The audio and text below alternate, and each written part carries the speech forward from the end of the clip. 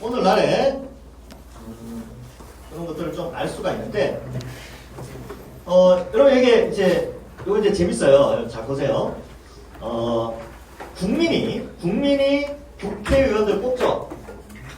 선거제 총선. 네, 법원의 법관들은 국민이 뽑지 않아요. 법의 테두리 안에서 뽑혀집니다. 세 번째, 대통령 뽑죠. 네, 정부를 주관하는 장관. 그거는 이제 대통령, 국무회의에서 결정되어집니다. 자, 그러면 여기에서 이 모든 것이 다 국민한테 있어요. 근데 이 가운데 군을 통수하는 사람이 대통령인데, 대통령이 군이나 경찰력을 동원해서 법원을 장악한다든지 국회를 장악하면 뭐가 돼요? 이걸 내란이라고 합니다. 이번에 배웠죠?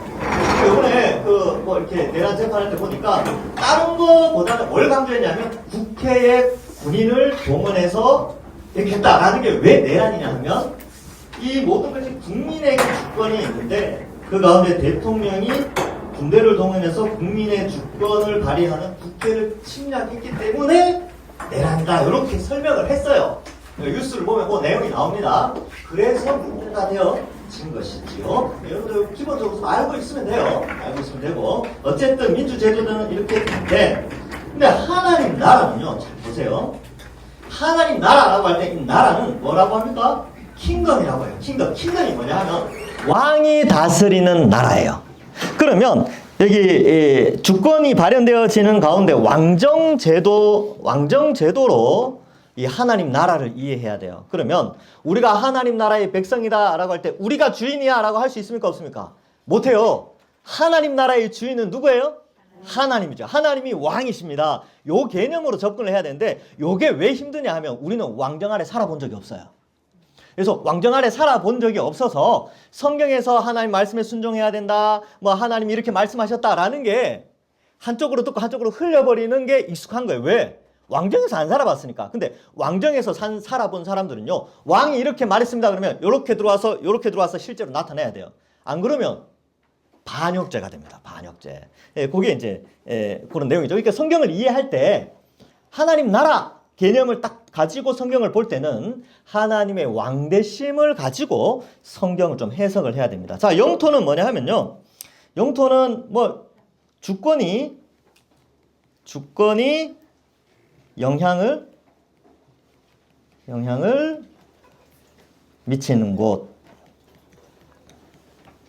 어렵지 않죠? 예. 그러니까 우리 국민의 주권이 영향을 미치는 것이 우리의 영토가 됩니다.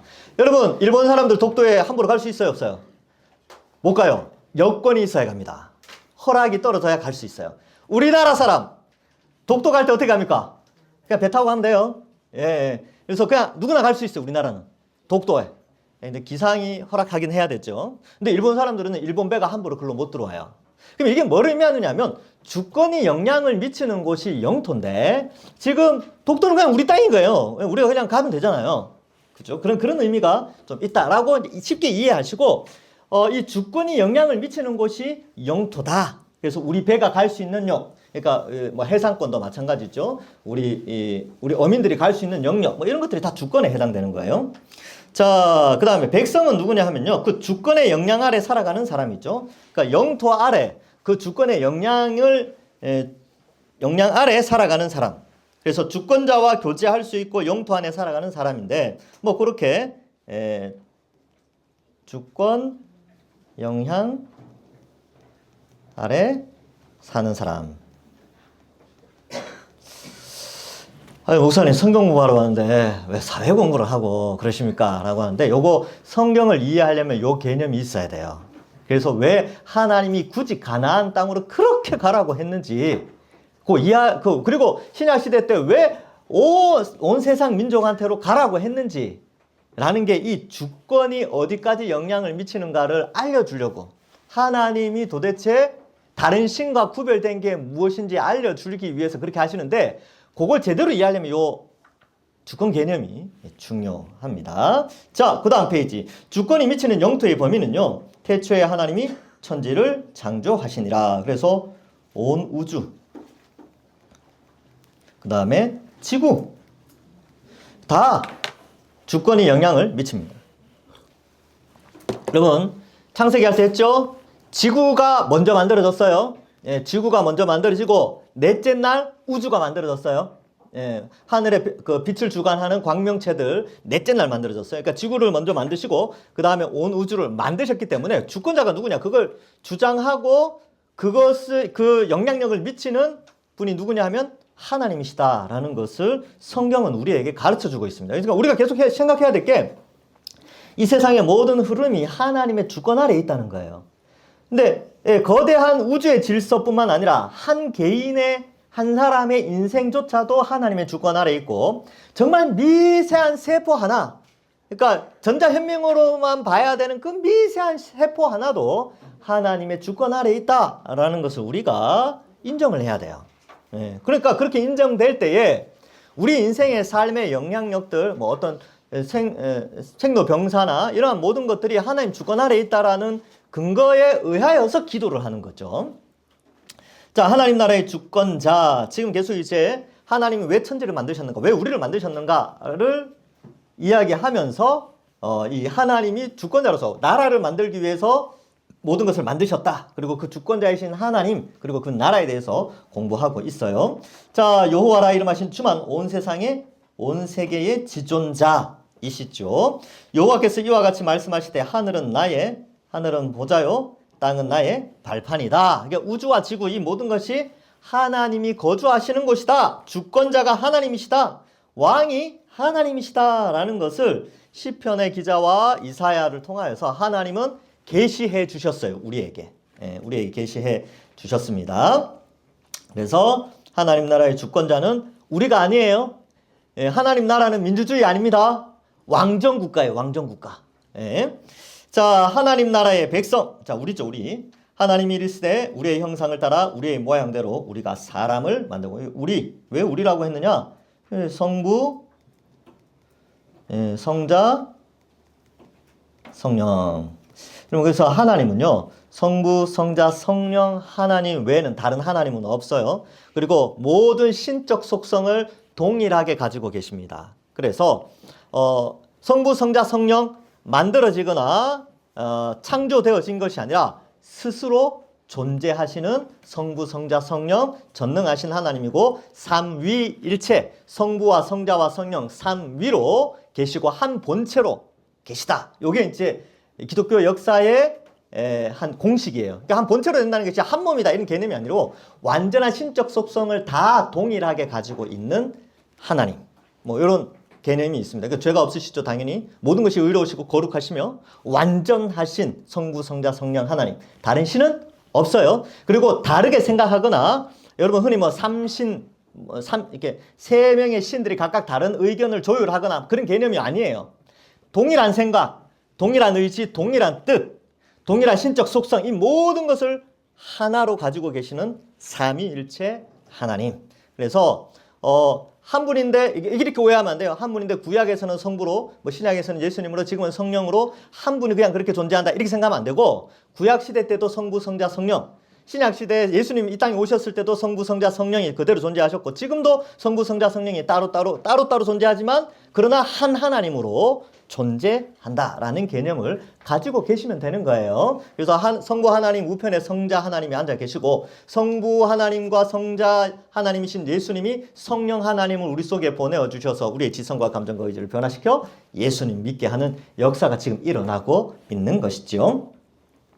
자, 우리의 형상 이렇게 표현하고 있죠. 그래서 하나님 복수로 표현되어집니다. 그래서 사람을 만들었어요.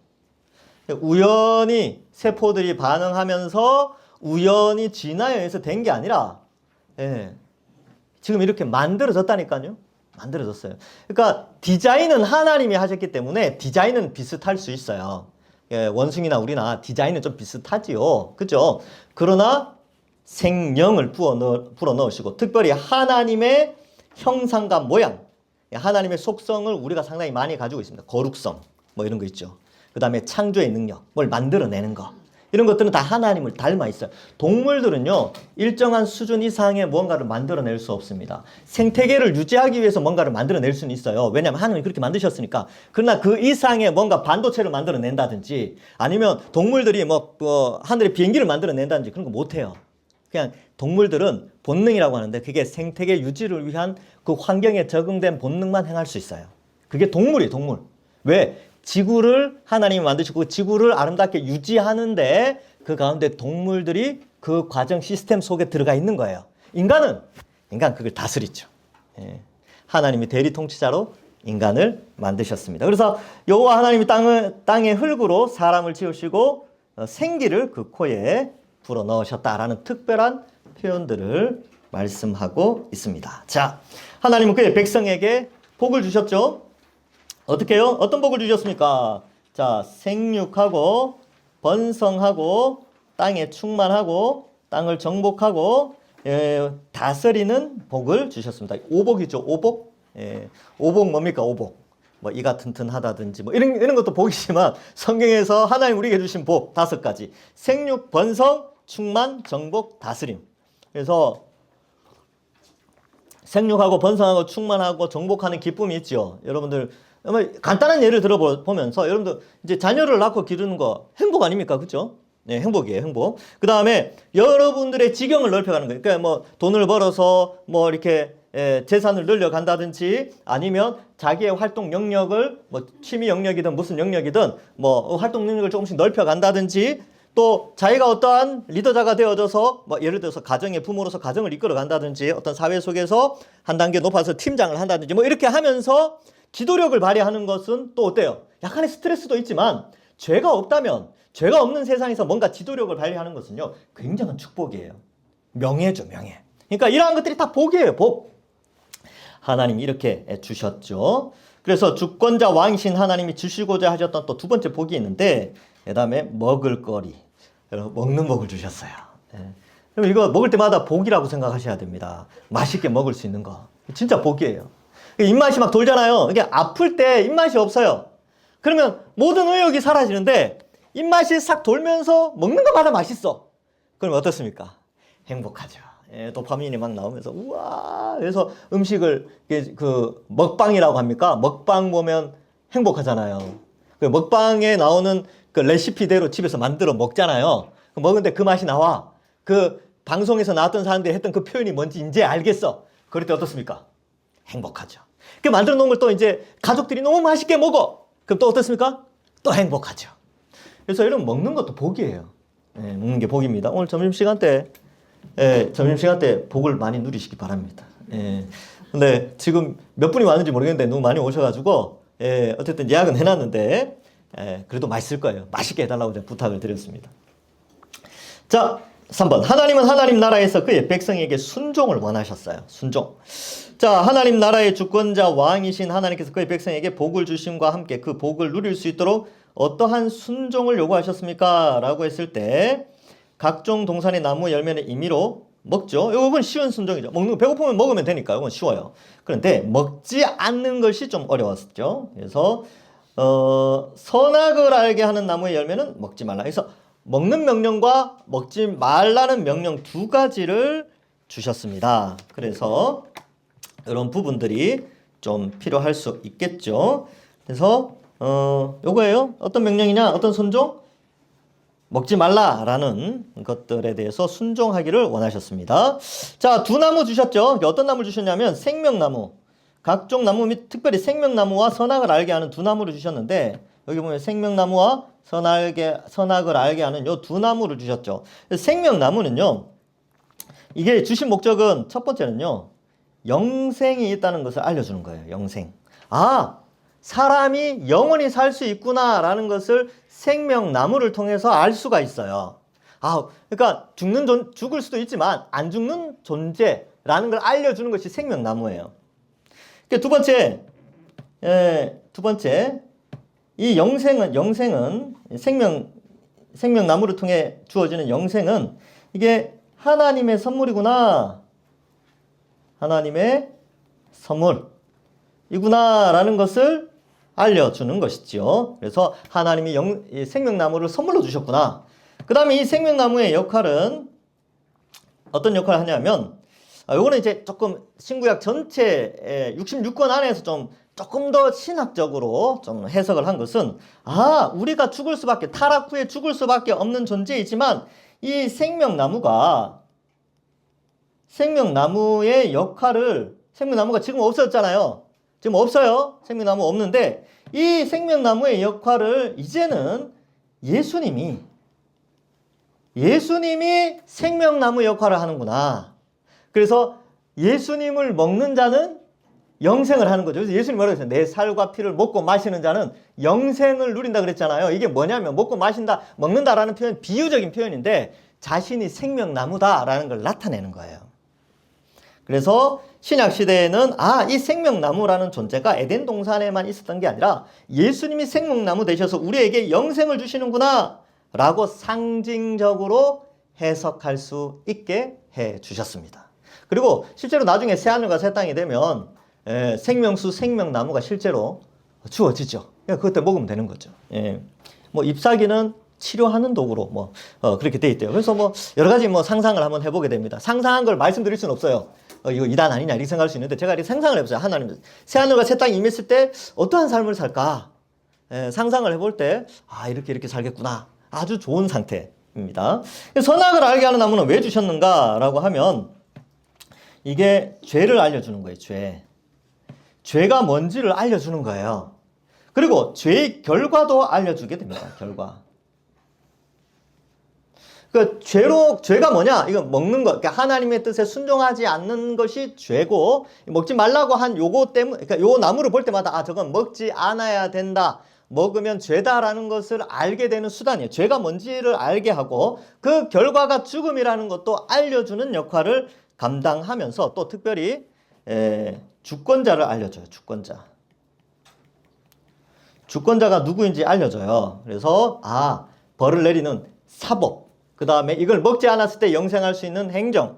그 다음에 또 이 법을 만들었죠. 그죠? 먹지 말라. 이런 법을 세운 입법자가 바로 하나님이시라는 것을 에덴의 주권자는 아담과 하와가 아니라 하나님이구나. 라는 것을 알려주는 역할이 선악과예요.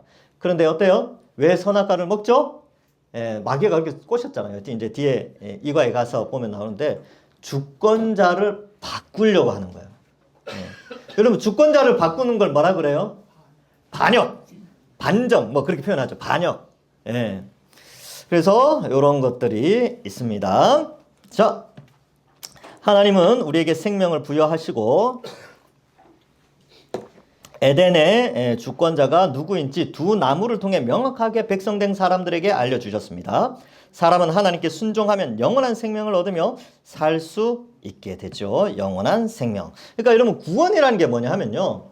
영원한 생명을 얻는 거예요. 그러니까 여러분 우리가 죽는 게 이게 지금 이제 6천년 동안 사람이 죽어왔잖아요. 근데 우리 머릿속에 무슨 생각이 있냐면 죽는 건 자연스럽다 라고 생각하는데 사실은 자연스러운 게 아니에요. 자연스러운 거는 영원히 사는 게 자연스러운 거예요. 근데 죄가 들어오면서 그 자연스러운 영생이 형벌이 되어져서 영생을 누리지 못하고 죽음이라는 게 와 있다는 거죠. 그럼 구원이 뭐냐 하면 원래 창조의 목적대로 영생하는 것. 인간이 육체로 영원히 사는 것이 구원입니다. 구원. 그래서 지금 몸이 많이 아프시죠? 이렇게 때로는 이렇게 노화가 되어지는 게 좀 안타까울 수도 있어요. 그런데 이거는 이제 이거는 이게 한시적인 거야. 한시적인 거. 원래는 영원히 사는 거라니까. 영원히 행복하게 건강하게 아프지 않고 죽지 않은 그런 복락을 누리도록 하나님이 원래는 설계를 그렇게 했는데 인간이 반역을 했죠. 하여튼 그 역사는 또 제가 나중에 또 따로 설명할 길이 있을 겁니다. 자, 그다음 하나님의 백성인 아담은 하나님 뜻에 순종하며 살 수 있는 의로운 자였습니다. 그래서 사람은요 하나님의 형상대로 지성과 감정과 의지를 가지고 창조가 되어졌습니다. 하나님이 보시기에 심히 좋았죠. 인간을 창조하시고 특별히 사람은 하나님을 닮아 하나님의 뜻대로 살 수 있는 지식이 있었어요. 지식. 그 다음에 하나님은 그 뜻을 명확하게 전달했죠. 사람은 그 뜻을 명확하게 알 수 있었습니다. 왜? 지성이 있었으니까. 그리고 하나님의 속성대로 감정과 의지가 있었기 때문에 의를 행할 수 있는 자였죠. 그래서 하나님은 사람에게 불가능한 어려운 사명을 주신 게 아니에요. 먹는 거 안 먹는 거 그거 구분해 주셨어요. 그러니까 안 먹을 수 있도록 동산이 얼마나 컸을까요? 동산이 큰데 먹을 것도 상당히 많았겠죠. 예, 온갖 열매를 주셨잖아요. 그러면 그 가운데 나무 한 개 그거 먹지 말라는 거예요. 나무 하나. 나무가 수백 그루 있는데 그거 다 먹으라는 거예요. 다 먹어도 되는데 딱 하나 먹지 말라는 거죠. 동산 또 헷갈릴까 봐 어디 구석에 놔두면 또 이렇게 실수로 먹을까 봐 눈에 잘 띄는 동산 중앙에 선악과를 딱 배치해 놓고 요것만 안 먹으면 된다 라고 하고 하셨어요. 굉장히 쉬운 순종 아닙니까? 이거 쉽잖아요. 그리고 그 호기심이 생겨서 먹고 싶더라도 나머지 시컷 먹고 보면 어때요? 마트에 가서 시식할 때 저녁 먹고 가서 시식하라 그러면 먹습니까? 안 먹습니까? 안 먹죠. 배부른데 누가 시식해요? 그러니까 배가 부른 상태에서 동산 중앙에 가도 선악과 별로 안 먹고 싶어요. 그런데 굳이 그걸 또 먹어요. 예. 그러니까 이제 뭐냐면 하나님이 우리에게 주신 명령은요. 쉬운 거예요. 쉬운 거라니까요. 무거운 짐이 아니에요. 근데 인간이 굳이 그렇게 해서 욕심과 탐심에 의해서 죄를 짓게 되죠. 그래서 또 쉽게 이해하고 실천할 수 있는 지식과 순종의 내용들을 알려주셨습니다. 자, 그래서 사람이 처음 만들어졌을 때는요, 죄를 짓지 않은 아담은 죄를 안 지을 수 있었어요. 예, 죄를 안 지을 수 있었죠. 근데 죄의 유혹이 워낙 강해서 그 유혹에 넘어가 죄를 지음으로 말미암아 아담 이후에 태어난 사람들은 죄를 지을 수밖에 없는 사람이 되어 버렸습니다. 그래서 자, 처음에는요, 죄를 안 지을 수 있는 사람이었어요. 있는 사람. 죄를 안 지을 수 있었어요. 그런데 죄가 들어와서 죄를 지음으로 말미암아 두 번째 아담 이후에는 죄를 지을 수밖에 없는 사람.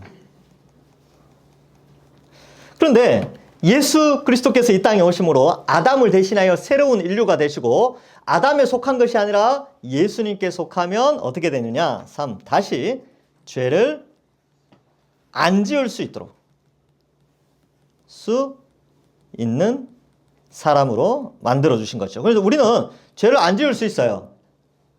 죄를 지을 수는 있지요. 그래서 아담도 죄를 지을 수도 있고 안 지을 수도 있는 존재였어요. 근데 아담 이후로는 죄를 지을 수밖에 없었어요. 그래서 지금 로마서 하면서 배운 게 뭡니까? 온 인류가 유대인이든 이방인이든 다 죄 아래 있다는 거죠. 그런데 이제 예수님 믿으면 죄를 안 지을 수 있어요. 그리고 아담보다 더 나은 환경의 조건이 된 것은 이제 이 가운데 성령 하나님을 우리 심령 속에 보내어 주셔서 우리의 환경과 의지, 상황들을 좋게 인도해 주셔서 성령이 우리와 함께 걸으시면서 이 죄를 안 지을 수 있도록 돕고 있어요. 그러니까 아담보다는 훨씬 좋은 환경이죠. 그런 가운데 죄를 안 지으며 살아갈 수 있도록 은혜를 내려주셨다. 그런데 나중에 최종은 어떻게 됩니까? 마지막 구원받고 이제 우리가 죽어서 영혼이 하나님과 함께 있든지 나중에 예수님의 재림으로 말미암아 부활하여 육체로 영생하던 존재에 있든지 그때가 되면요 죄를 지을 수 없는 사람이 됩니다. 멋지지 않습니까? 이렇게 그죠? 예. 왜냐하면 왜 이렇게 될 수밖에 없냐면 죄, 사망, 또 마귀, 귀신, 거짓 선지자,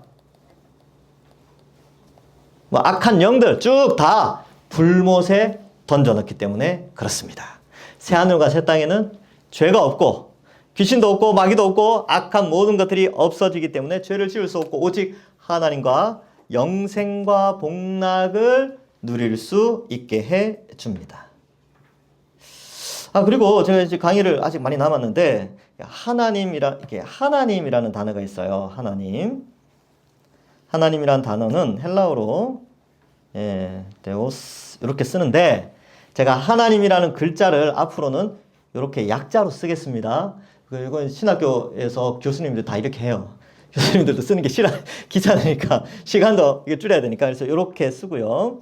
예수 그리스도 또 지저스 크라이스트 이렇게 되는데 지저스 영어죠. 크라이스트는 헬라어의 크리스토스가 있는데 헬라어로는 요렇게 씁니다.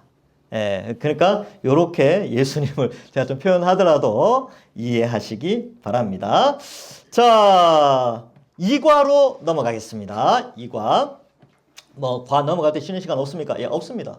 뭐, 이제 뭐 30분 했는데 뭘 또 쉽니까? 그죠? 이게 바로 넘어갑니다. 자, 많은 사람들이 생각하는 죄는 윤리적인 죄를 생각하죠. 그래서 불신자들 만나서, 우린 다 죄인입니다. 그러면 뭐 듣고 있다가 그래도 저는 죄 없어요. 저는 천국 갈 수 있어요. 이렇게 말을 하는 사람들이 상당히 많습니다. 예, 상당히. 제가 이제 최근에 불신자들 만나는 경우가 좀 있었는데, 쭉 이야기해보면, 우리 다 죄인입니다. 그러니까. 근데 목사님, 저는 죄가 없어요. 그렇게 이야기를 하더라고요. 그래서 제가, 옛날에 내가 들어본 말이네. 이분도 이 말 하네. 자, 그렇게 생각하는데, 왜 그분들이 죄가 없다고 생각하냐면, 이 죄의 문제를 윤리적인 것으로만 생각을 해요. 윤리적인 것. 그러니까 이 죄의 기준이 자기 양심이죠. 그러니까 양심의 윤리에 자기는 괜찮다는 거예요. 물론 인생을 살아오면서 양심에 거리끼는 일 많이 했겠죠. 많이 했지만 양심에 거리끼지 않는 일을 더 많이 했기 때문에 나는 죄가 없다라고 보통 사람들은 그렇게 생각을 해요. 2가지 잘못을 했지만 8가지 잘한 것이 있기 때문에 나는 죄가 없다라고 주장을 한다는 거예요. 이게 누가 주장한 거냐면 유대인들이 그렇게 주장했거든요. 율법이 613가지가 있지만 내가 그래도 한 400가지 정도 지켰으니까 나는 의인이야. 이렇게 생각했다는 거예요. 안 지킨 거 200가지는 생각도 안 하는 거지. 예. 근데 성경은 율법에 비추어 보든 양심에 비추어 보든 모든 인간은 다 죄 아래, 죄의 지배 아래 있고 죄의 형벌 아래 있다라는 것을 가르쳐 주고 있습니다. 그래서 자, 윤리적인 죄를 생각하는데 그러나 하나님이 말씀하시는 죄, 성경에서 알려주고 있는 죄는 일반 윤리나 사회 질서에서 말하는 죄와는 상당히 다른 의미와 내용. 그러니까 성경에서 말하는 죄는요, 세상 사람들이 양심에 비추어서 말하는 죄나 나라의 헌법에 비추어진 죄의 항목과는 다르다는 거예요. 달라요. 그래서 교회 오면 일반적인 사람들이 다 죄인이라고 말하는데 이것을 착한 사람들에게는 해당되지 않는다고 생각할 수 있죠. 착한 사람들은 죄인이 아니야 이렇게 생각할 수 있는데, 그러나 왜 성경은 하나님을 믿지 않는 사람들을 다 죄인으로 여기는지 함께 살펴보도록 하겠습니다. 그러니까 지금 로마서를 하면서도 이런 내용들을 더 깊이 우리가 이해할 수 있죠. 바로 사실 이제 제목에 나오죠. 반역이에요. 반역. 반역의 기준에 의하여서 죄를 결정하고, 반역이라는 것은 하나님의 주권을 인정하느냐 안 하느냐에 의해서 죄의 여부가 상당히 결정되어진다. 뭐 절대적이죠. 자, 백성의 반역, 죄의 시작과 원인 이렇게 되어 있죠. 사탄의 등장. 자, 죄가 유혹해 오는데 그런데 뱀은 여호와 하나님이 지으신 들짐승 중에 가장 강교하니라. 뱀이 여자에게 물어 이르되 하나님이 참으로 너희에게 동산 모든 나무의 열매를 먹지 말라 하시더냐. 창세기 3장 1절에 나오는데, 여러분 그러면 이 뱀은, 이 마귀는 어떻게 등장했는가? 이것도 궁금하시잖아요. 근데 성경에 아주 작은 힌트들이 조금씩 나와요. 그래서 뭐 베드로 전후서 거기에 보면, 또 유다서에 보면 자기 자리를 지키지 않은 자들 뭐 이렇게 표현되어 있고, 또 뭐 이사야에 보면 두로 왕을 상대로 이 마귀의 특성을 설명하는데, 이제 교만, 하나님을 대적하는 교만한 영적 존재. 그리고 또 요한계시록에는 하늘의 별 3분의 1을 데리고 용이 땅으로 내려오는 비유가 나오죠. 그래서 이런 것들 종합해 봤을 때에 우리 많은 믿음의 선배들, 신학자들이 에덴 동산에 어떻게 마귀가 오게 되었느냐? 뱀의 형태로. 그러니까 마귀가 영적 존재니까 육적인 존재로 와야 되는데 그 가운데 뱀을 이용한 거죠. 그래서 뱀의 언어 기관을 좀 사용하고 그랬나 봐요. 그래서 성경에 보면 동물이 말하는 경우 딱 2번이에요. 뱀이 말한 경우, 에덴 동산에서. 2번째, 발락, 그죠? 그 사건에 보면 이 발람이 이제 이스라엘 저주하러 가려고 그러는데 말이, 자기가 탄 그 말이 막죠. 그리고 말하죠, 말이. 내가 평생 말이 말을 해요? 예, 아유. 근데 이제 엄청 놀랐을 거예요. 근데 그 2장면을 제외하고는 동물은 말을 안 하죠. 근데 마귀가 뱀을 통하여서 말을 하게 됩니다. 그래서 어떤 말을 하느냐? 예, 그래서 이제 반역하도록 하는. 그래서 참으로 너희에게 동산 모든 나무의 열매를 먹지 말라 하시네. 그러니까 하나님의 말씀이 진짜냐? 그거 진짜니? 하나님 창조하셨다고 그게 진짜야? 내 다른 증거 갖고 와볼까? 라고 한다는 거예요. 그리고 부활한다고 사람 정말로 부활해? 내가 증거 갖고 와볼까? 없잖아. 증거 대봐 이렇게 한단 말이죠. 그러니까 이러한 것들, 즉 하나님의 말씀을 왜곡하고 부정하게 만들고, 그리고 모든 판단의 기준을 인간에게 두도록 만드는 것이 바로 마귀예요. 마귀는 자기를 숭배하라고 하지 않습니다.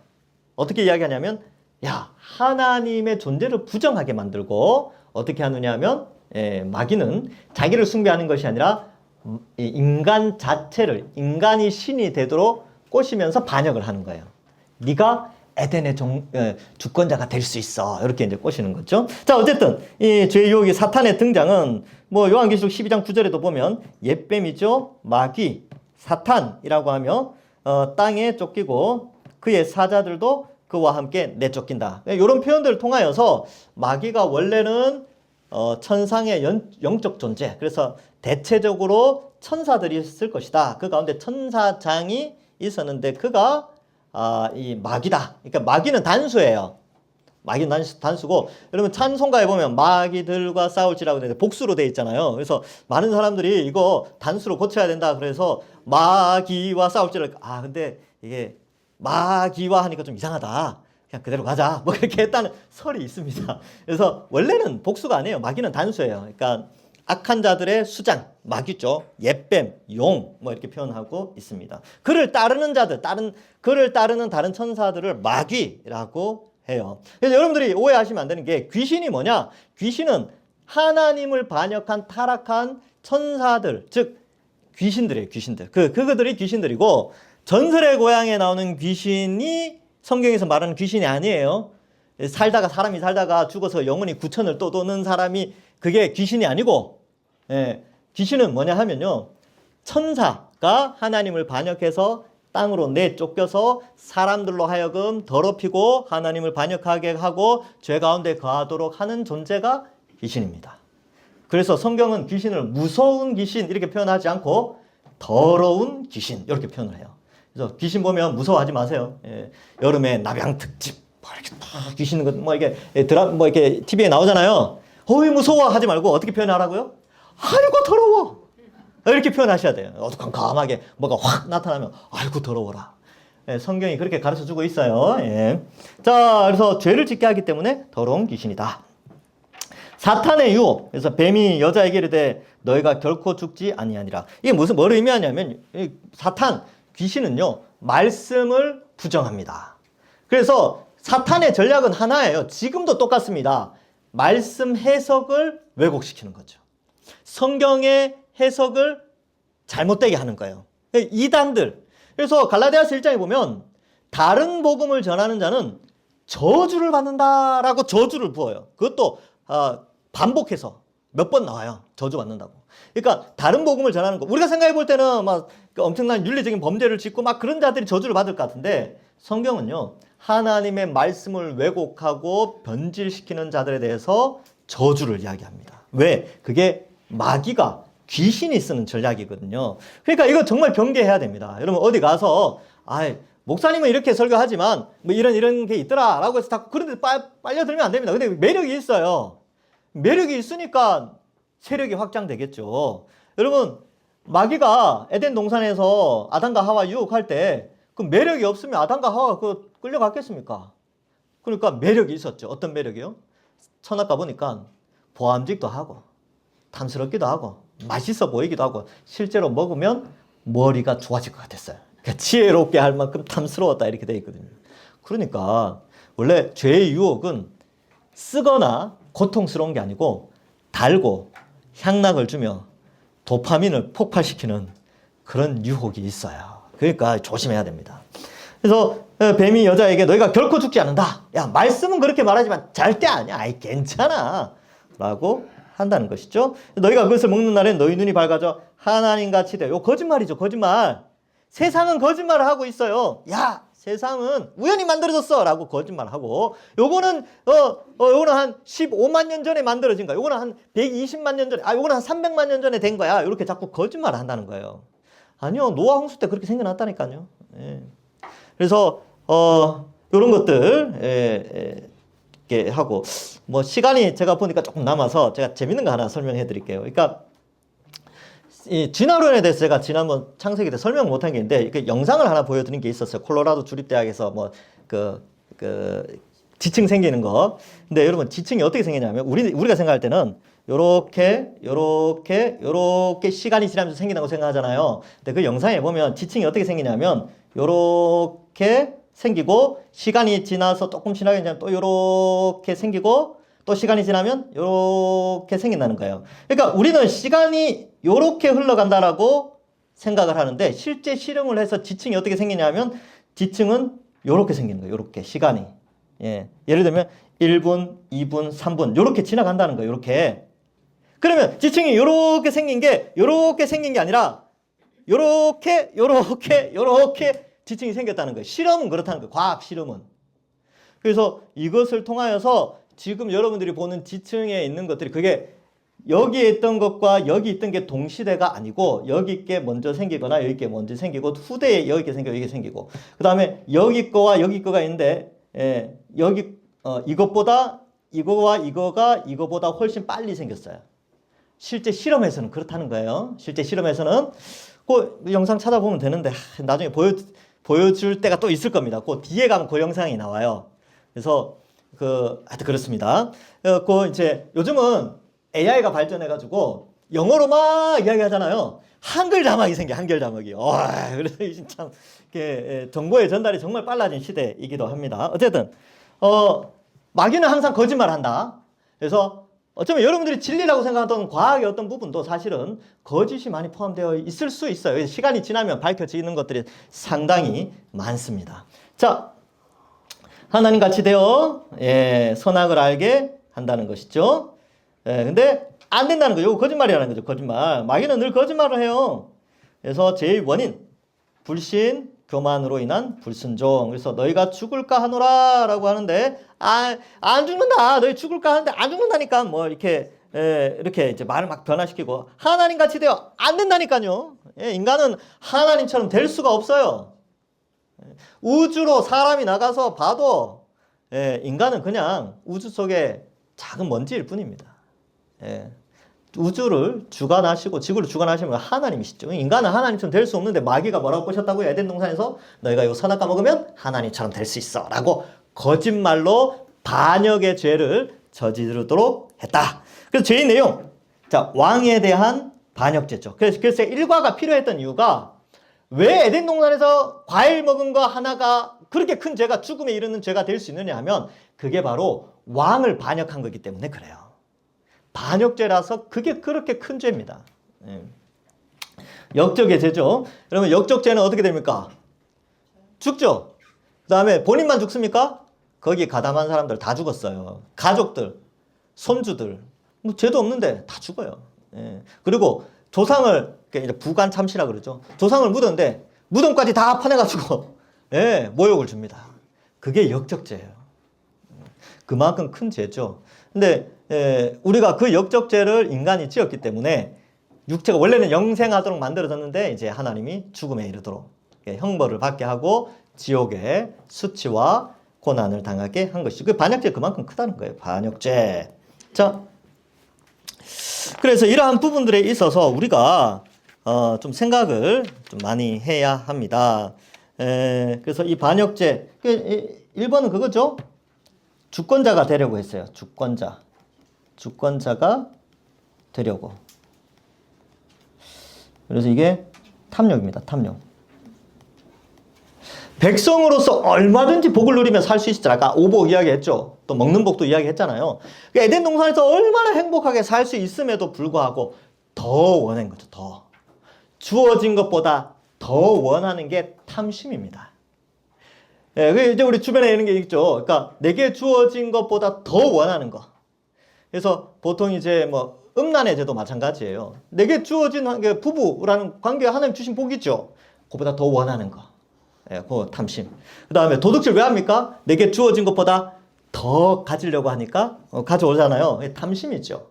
탐심은 내게 주어진 하나님이 배치시켜 주신 위치보다 더 뭔가를 원하면서 정욕을 발휘하면서 하나님을 거부하고 하나님의 질서를 무시할 때에 그때 탐욕이라는 것이 발동되어져서 죄를 짓게 만든다는 것이죠. 그래서 주권자가 내 인생의 주인은 나다. 내가 주인이야. 내가 왕이야. 그래서 요걸 이제 좀 어려운 말로 인간이 세상의 왕이다 라는 것을 뭐라고 표현하냐면 인본주의 이렇게 표현합니다. 인본주의. 인본주의의 핵심은 신을 부정하는 거예요. 그래서 세상의 모든 행복과 이런 것들이 인간에 의해서 결정되어진다. 그리고 신비한 현상도 마찬가지. 신비한 현상이나 어떠한 삶의 개척 의지나 이 모든 것들이 다 내가 어떻게 하느냐에 따라 달렸다라고 자꾸 세상은 이야기를 해요. 근데 우리는 그렇지 않죠. 그리스도교인들은 우리 삶의 모든 것들도 다 하나님의 주권 아래에 있다라고 하기 때문에 어떻게 해요? 하나님께 맡기잖아요. 하나님께 기도하잖아요. 기도하는 이유가 주권이 내게 있는 게 아니라 하나님께 주권이 있습니다 라는 걸 인정하기 때문에 기도하는 거예요. 그리고 주권자이신 하나님이 그 주권을 발현해서 기도를 이루어주든지 나중으로 미루든지 안 들어주든지. 기도가 안 이루어졌어. 그건 주권자이신 하나님의 주권입니다. 그렇게 이해하시면 돼요. 들어주면 내가 기도 많이 해서 들어준 게 아니고 하나님의 주권으로 들어주신 거예요. 그렇게 이해하시면 돼요. 그래서 기도 많이 하는 사람도 기도 자랑하면 안 돼요. 기도 많이 하는 건 축복이죠. 하나님 주신 은혜예요. 근데 그 은혜를 자랑할 때 하나님을 자랑해야지. 내가 기도 많이 해서 이거 봤어? 이거 있지? 이거 내가 기도를 얼마나 했는데. 그게 뭐예요? 기도를 자랑하는 거죠. 그때 어떻게 해야 됩니까? 이렇게 뭔가 주어졌다. 기도에서 뭔가 이루어졌다. 우와, 하나님이 해주셨어. 하나님이 들어주셨어. 그렇게 반응을 해야 된다는 거죠. 그러니까 유대인들이 이 부분을 잘 못했어요. 율법을 주셔서 은혜를 주셨는데 그걸 자랑의 도구로 사용했죠. 자, 죄의 결과 육체의 죽음과 영적인 죽음. 선악을 알게 하는 나무의 열매는 먹지 말라. 이건 이제 명확한 명령이죠. 너희가 먹는 날에 더 강조하십니다. 반드시 죽으리라. 그래서 죄의 결과는 죄는 먹지 말라는 건데 이 죄를 어겼죠. 그다음에 반드시 죽죠. 그 왜 아담과 하와가 죄를 짓게 됐냐면 하나님처럼 여기 보면 나오죠. 하나님과 같이 되어 이 탐심이 발동해가지고 선악과를 먹게 됩니다. 명확한 율법이 있었음에도 너무나 쉽게 하나님이 말씀을 주셨음에도 불구하고 탐심이 눈을 가려서 그 쉬운 것도 못 지키도록 그렇게 되어져 있지요. 그래서 죽게 됩니다. 반드시 죽으리라 하셨기 때문에 그렇게 표현하고 신약 성경에도 그러니까 예수님 믿기 전에 예수님을 안 믿는 모든 사람들을 죽은 사람으로 표현을 해요. 그래서 허물과 죄로 죽었던 과거형을 쓰죠. 과거형을 써요. 죽었던 너희 이런 표현을 씁니다. 근데 어떻게 해요? 예수님 믿고 살아있는 자들로 우리가 구원을 받게 됩니다. 그래서 여러분 죄는 죽음을 갖고 와요. 그리고 죄는 이미 죽은 자로 표현되어지는 모습입니다. 그래서 전 인류는 다 죽은 자인데 움직이죠. 아주 비참한 상태입니다. 그래서 삶의 비참함이 인생 가운데 들어오게 됩니다. 여러분 에덴 동산이 계속 유지됐다고 생각해 보세요. 얼마나 좋았을까요? 아담과 하와가 쫓겨나잖아요. 그리고 불칼로 막죠. 근데 에덴 동산은 여전히 존재했어요. 언제까지? 노아 홍수 때까지 계속 존재는 해왔어요. 근데 인간이 들어갈 수 없었어요. 왜? 거기는 너무나 행복하고 좋은 곳인데 인간이 죄로 말미암아 들어갈 수 없었죠. 그러니까 에덴 동산에서 쫓겨난 인간이 얼마나 비참한가를 보여주는데 그 비참한 인생 우리가 창세기를 통해서 잘 배웠어요. 그리고 뭐 땀을 흘려야 되고 출산할 때 고통이 있고 또 욕심 때문에 죽고 죽이고 형제간의 죽음 그죠? 가인과 아벨. 그다음에 그걸 보는 아담과 하와의 심정은 어땠을까요? 그 고통. 그러니까 얼마나 비참해집니까? 그리고 라멕 같은 자가 존재해가지고 막 또 어린 소년을 막 죽이죠. 살인이 일어나죠. 그리고 그러한 니무렛이나 아니면 거인족이 등장하면서 어떻게 됩니까? 강한 용사가 되는데 그 강한 용사는 뭐예요? 많은 사람을 죽인 자가 용사가 되는 거예요. 그러니까 인간 사회 속에 이렇게 아주 이제 비참한 죄의 결과로 말하면 이 세상이 그렇게 되어지죠. 그래서 여러분 TV에서 전쟁이 이렇게 요즘 나오는데 참 안타까워요. 이게 죄의 결과구나. 인간의 탐욕과 정욕에 의해서 생겨나는 것들. 그렇게 이제 보면 됩니다. 삶이 비참해요. 또 여자에게 이르되 네가 임신하는 고통 그리고 출산하는 고통도 함께 있죠. 임신과 출산은 참 쉽지 않습니다. 그래서 고통. 근데 하나님 은혜를 주셔서 요즘은 시대가 좋아져서요. 요즘은 좀 덜 아프게 해주신대요. 그것도 하나의 은혜입니다. 그리고 수고하고 자식을 낳죠. 예. 출산할 때는 얼마나 아픕니까? 예. 뭐 집사람 말 들어보니까 기차가 허리를 지나가는 것 같더라고. 막. 그리고 그 정도로 또 막 허리가 끊어지는 고통. 또 우리 어머니, 저도 어머니, 7남매거든요. 어머니가 애 낳을 때마다 죽을 것 같다고. 뭐. 하여튼 그런 이야기 많이 들었어요. 예. 근데 왜 그렇게 낳았습니까? 잊어버린대요. 애 키우다 보면 출산의 고통은 잊어버리고 애를 키우는 즐거움이 그렇게 많다고 이야기하시더라고요.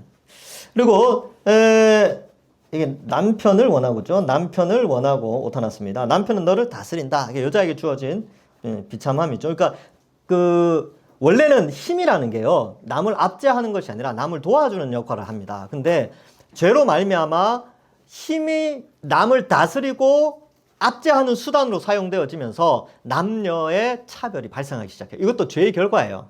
원래 아담과 하와는 서로 돕는 배필이었죠. 그러니까 힘이라는 것이 돕도록 주어진 것인데 이것이 압제하는 도구로 사용되어집니다. 왜? 죄의 결과로 말미암아.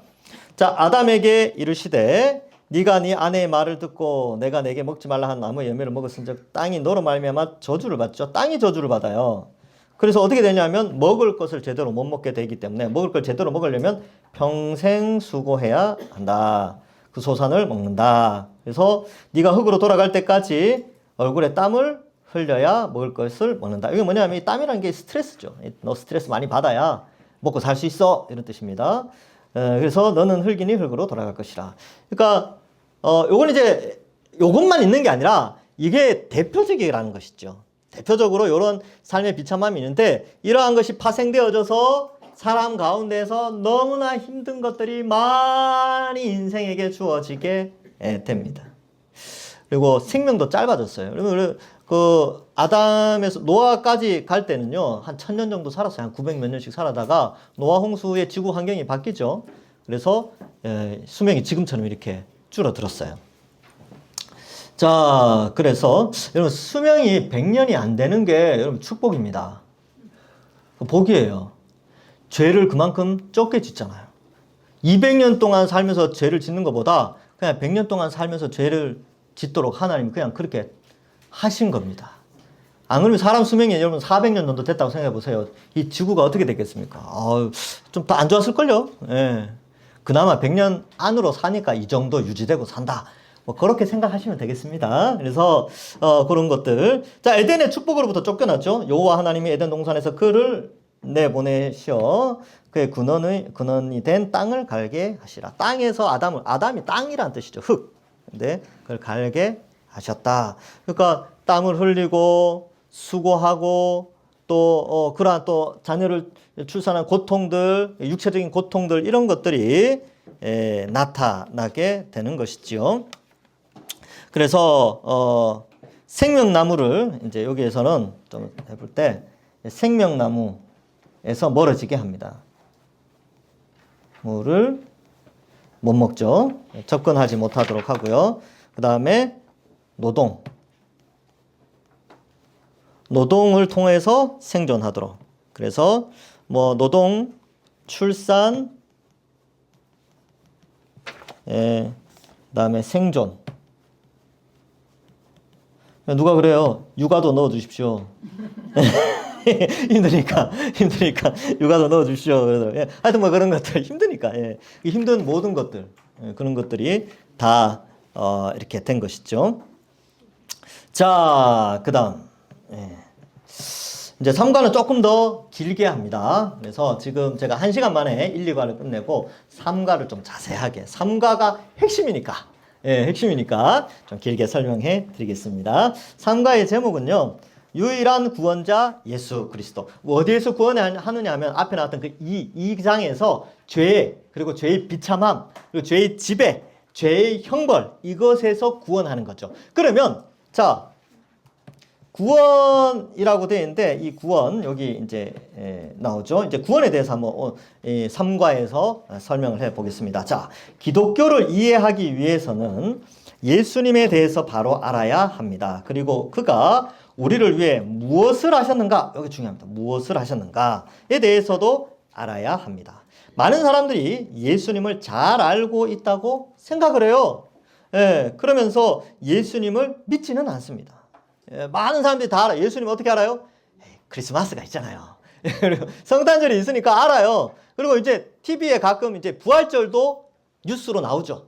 그러니까 보통 사람들은 대부분 다 예수님에 대해서는 알고는 있어요. 알고는 있는데 믿지는 않습니다. 이게 믿는다는 게 아는 것과 믿는 걸 조금 구분한다면 그 예수님이 성육신 하신 것의 의미, 그가 구원자라는 그런 의미 이런 것들을 안 믿는다는 것이죠.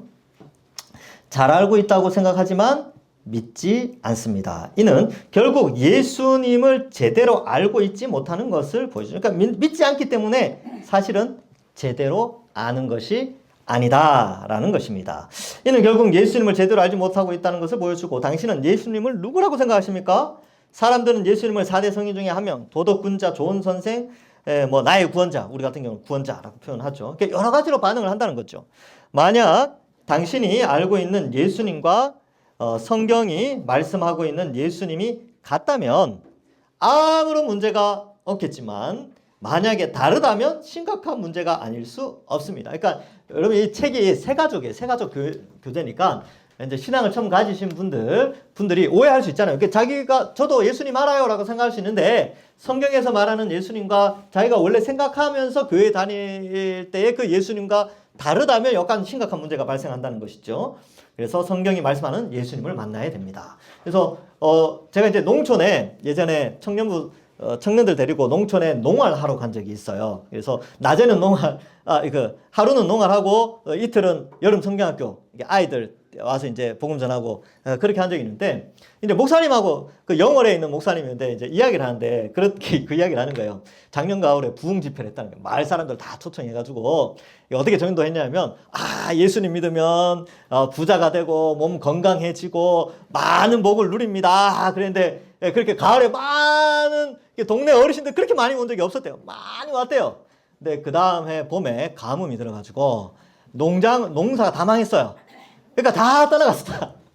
그분들이 알고 있었던 그렇게 왔던 그들이 알고 있었던 예수님이 뭐냐면, 농사 잘 짓게 하고 안 아프게 하고 자식 잘 되게 하는 그런 예수님으로 알고 왔는데, 이게 자기가 원하는 예수님하고 다르거든요. 그러니까 다 떠나가요. 예. 그래서 요한복음에도 보면 예수님을 따르는 자들이 많았죠. 근데 나중에 다 떠나가잖아요. 왜? 자기들이 원했던 예수님과 실제 예수님의 사역이 다르게 나타나니까 떠나가게 됩니다. 그래서 이런 것들, 그러니까 예수님에 대해서 제대로 알아야 돼요. 그러니까 오늘 잘 오신 겁니다. 여러분들이 알고 있는 예수님과 성경이 말씀하시는 예수님이 같으면 되는 거예요. 같으면.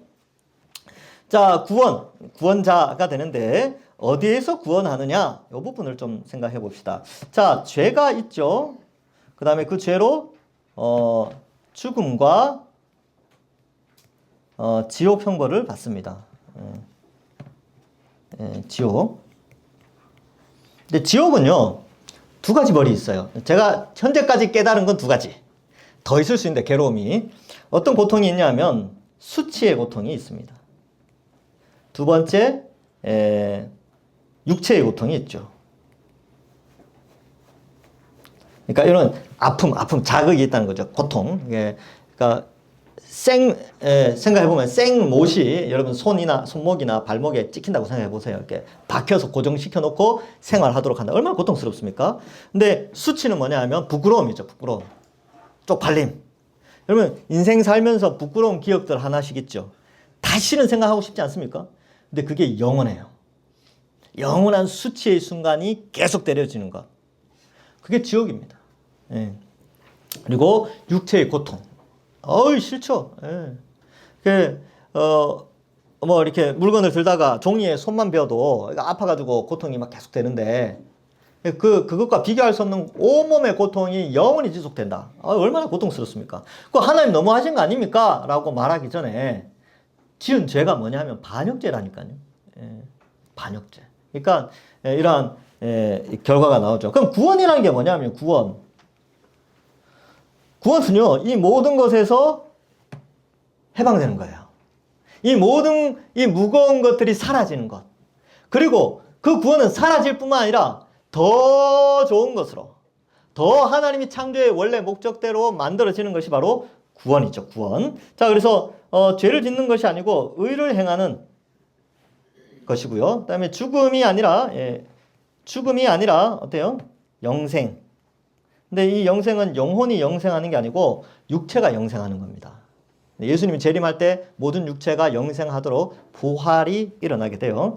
그다음에 지옥이 아니고 뭐예요? 지옥의 반대말 천국이죠. 천국. 하나님이 다스리는, 하나님이 왕이신 나라. 근데 하나님이 왕이신 그 나라는 백성이 살기에 너무나 좋은 거. 그 에덴 동산이 그걸 미리 좀 보여주고 있고, 요한계시록 21장, 22장이 미리 조금 보여주고 있는 거예요. 그리고 수치와 육체 고통이 아니라 뭐예요? 명예죠. 영광. 칭찬과 명성과 존귀를 얻어요. 수치가 아니라. 그러니까 이게 구원이죠, 구원. 그 다음 육체의 고통이 아니라 뭐예요? 기쁨이 있죠. 아픔이 없고, 죽음이 없고, 눈물이 없어요. 하여튼 이런. 그러나 이게 이제 이런 과정으로 만들어주는, 이 과정으로 변화되는 게 구원인데, 이 구원을 가져다 준 우리에게 주신 분이 누구냐? 유일한 구원자 예수 그리스도예요. 유일한 구원자. 그래서 오직 예수 그리스도를 믿음으로만 이렇게 되죠. 근데 타 종교에는 구원이 있습니까? 없습니까? 없어요. 타 종교에는 구원이 없습니다. 왜? 타 종교는 예수 그리스도를 구원자로 믿지 않죠. 그럼 이런 사람들이 있어요. 아, 예수 그리스도도 구원자이지만 우리가 믿는 누구도 구원자다. 여기도 구원자다. 그것도 구원받지 못합니다. 왜 그러냐 하면 예수님을 믿는 것처럼 보이지만 믿는 게 아니에요. 유일하신 구원자이심에도 불구하고 다른 길을 제시한다는 것은 하나님 왕국에 들어갈 수가 없습니다. 여러분, 하나님이 다스리는 나라잖아요. 하나님 왕국. 그러면 하나님의 법에 따라서 살아갈 수 있는데, 하나님이 법이 아닌 자기들이 만들어낸 법, 즉 유일한 구원자는 예수님뿐만 아니라 이것도 구원이고 이것도 구원이고 이것도 구원이다 라고 주장할 때 그것은 하나님의 법에 맞지 않습니다. 그 사람들은 그 왕국에 살 수가 없어요. 그러니까 천국에 갈 수 없습니다. 구원받을 수 없다는 것이죠. 그래서 여러분들 가운데에서도 이것을 좀 기억해야 됩니다. 유일하다는 것. 왜 유일할 수밖에 없는가를 오늘 배우게 됩니다. 왜 예수님만이 구원인가? 왜 그렇게 기독교는 배타적인 성향을 가지고 예수님만을 구원으로 생각하는가를 오늘 생각하는 거예요. 오늘. 그래서 제가 이제 예전에 혼자 살 때 고시원에 있었는데, 여기 서울 올라와서 혼자 고시원에 있었는데, 여기 세종대왕 기념관이 알죠? 세종대왕 기념관 맞은편에 지금 뭐 황금색으로 뭐 이렇게 회사 같은 게 생겼는데, 옛날 거기가 고시원이었어요. 그 지하에 헬스장이 있었습니다. 근데 그 헬스장에 다니는 사장님이 덩치가 아주 좋아요. 예, 옛날에 막 그 대회도 나오고 그랬는데, 거기 그 가까운 교회 집사님이었어요. 그래서 제가 이제 제가 목회자인 줄 알고 이제 이야기를 몇 번 했는데, 목사님, 예수님 믿으나 착한 일 하나 뭘 하나 착하게 살면 다 구원받는 거 아닙니까? 제가 그 말을 들으면서 운동할 맛이 뚝 떨어졌어요. 아령들 다 나버렸다니까 진짜. 느낌이. 왜 그러냐면 많은 그리스도인들 가운데 이렇게 생각하는 사람이 있을 수 있겠구나 라는 생각을 들면서 제가 무슨 생각이냐면, 복음을 정말로 제대로 정확하게 가르쳐야 되겠구나. 이게 모호하게 가르치거나 애매하게 설명을 하면 저렇게 오해할 수 있겠구나 라는 생각을 하게 되고, 또 그분이 집사님인데 착하게 잘 살아요. 예, 되게 착하신 분이고 저한테 되게 잘해 주셨어요. 그럼에도 불구하고 이게 교회의 역할이 정말 중요하다. 저런 생각, 그런 생각 가지고 있으면 구원 못 받습니다. 구원을 받을 수 있는 조건에 해당되지 않아요. 그래서 정확하게 배우는 것이 중요하다. 그러니까 이 삼가가 중요한 거예요. 삼가를 잘 배우셔야 돼요. 삼가가 핵심이죠. 기독교가 뭡니까? 기독교. 기독이 한자어예요. 한자. 그러면 그거를 원래 원어로 바꾸면 크리스토스. 그리스도예요. 그리스도교를 한자로 바꾸면 기독교가 됩니다. 그러면 우리가 믿는 신앙의 핵심에 그리스도가 있다는 거죠. 그러니까 3장이 굉장히 중요하다. 자, 봅시다. 예수님은 하나님이 보내신 유일한 구원자입니다. 다른 구원자를 보내신 적이 없어요.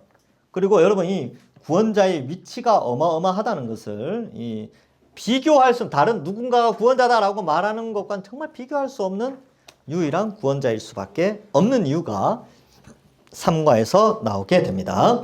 자, 봅시다. 예수님이 오셔서 증언을 하시는데, 자, 예수님이 누구냐면 예수님은 성자 하나님이에요. 성자 하나님.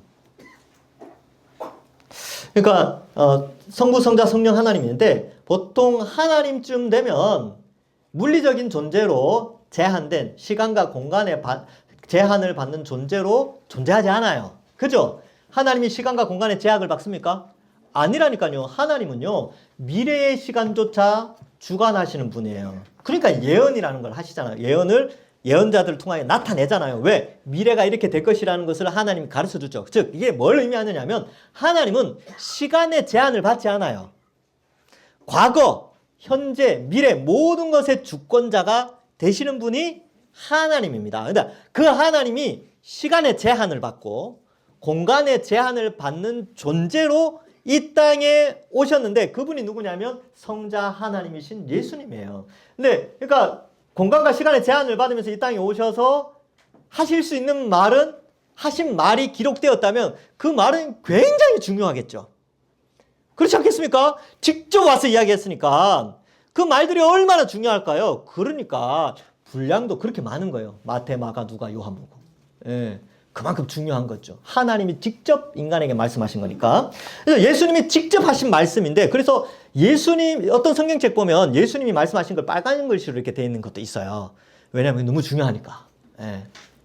자, 뭐라고 증언하셨냐면 예수께서 이르시되 내가 곧 길이요 진리요 생명이니 나로 말미암지 않고는 아버지께로 올 자가 없느니라. 그럼 길이 뭐냐? 길이 뭐냐 하면 이게 바로 천국 가는 길입니다. 천국 가는 길. 천국에 누가 있어요? 예, 하나님이 있죠. 하나님. 그러니까 하나님께로 가는 길, 천국으로 가는 길, 새 에덴으로 가는 길. 뭐 영생으로 가는 길. 예, 이것도 좋습니다. 영생으로 가는 길. 예, 영원한 복으로 가는 길. 이게 바로 예수님이에요. 유일한 길입니다. 다른 길 없어요. 예수님이 이걸 이야기하신 거죠. 다른 길 없다. 율법의 행위로도 못 가고 양심에 뭐 착한 일 했다고 가는 게 아니고 뭐 자기들이 구원자라고 하는 뭐 수많은 사람들인데 그거 아니야. 오직 예수님만이 천국 가는 길이요, 하나님께로 가는 길이요, 새 영생으로 가는 길이다. 진리가 뭐냐면요, 이게 한자로 참진 이치리자를 씁니다. 진리가 되죠. 참된 이치. 무슨 참된 이치예요? 천국 가는 참된 이치. 구원받는 참된 이치는 예수 그리스도를 빼고는 설명할 수 없다는 거예요. 그래서 내가 곧 길이요 진리다. 내가 곧 영생, 구원받는 유일한 참된 이치가 된다라는 것이죠. 그래서 저주에서 어때요? 영생복락으로 가는 유일한 이치.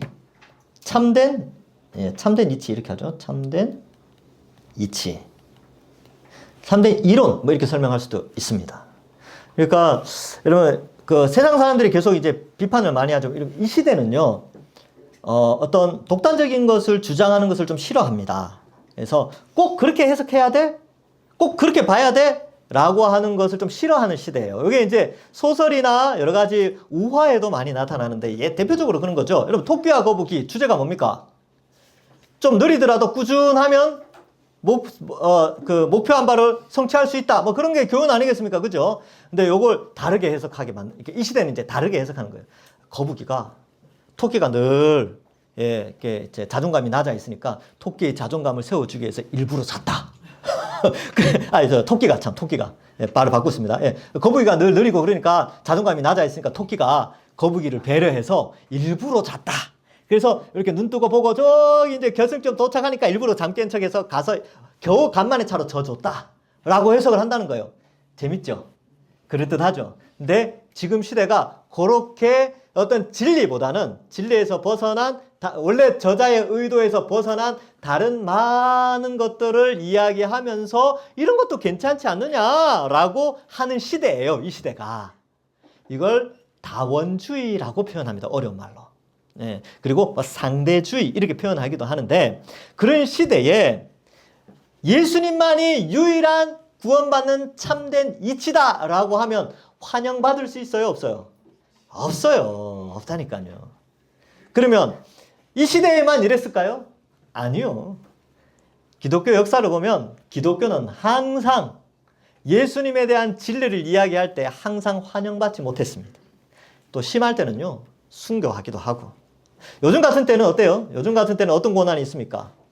쪽팔리게 만들죠. 부끄럽게 만들어요. 네. 쪽팔린다는 말이 표준어가 아닌가요? 예, 하여튼 뭐 속어인가요? 하여튼 그러니까 부끄럽게 만들어요. 부끄럽게.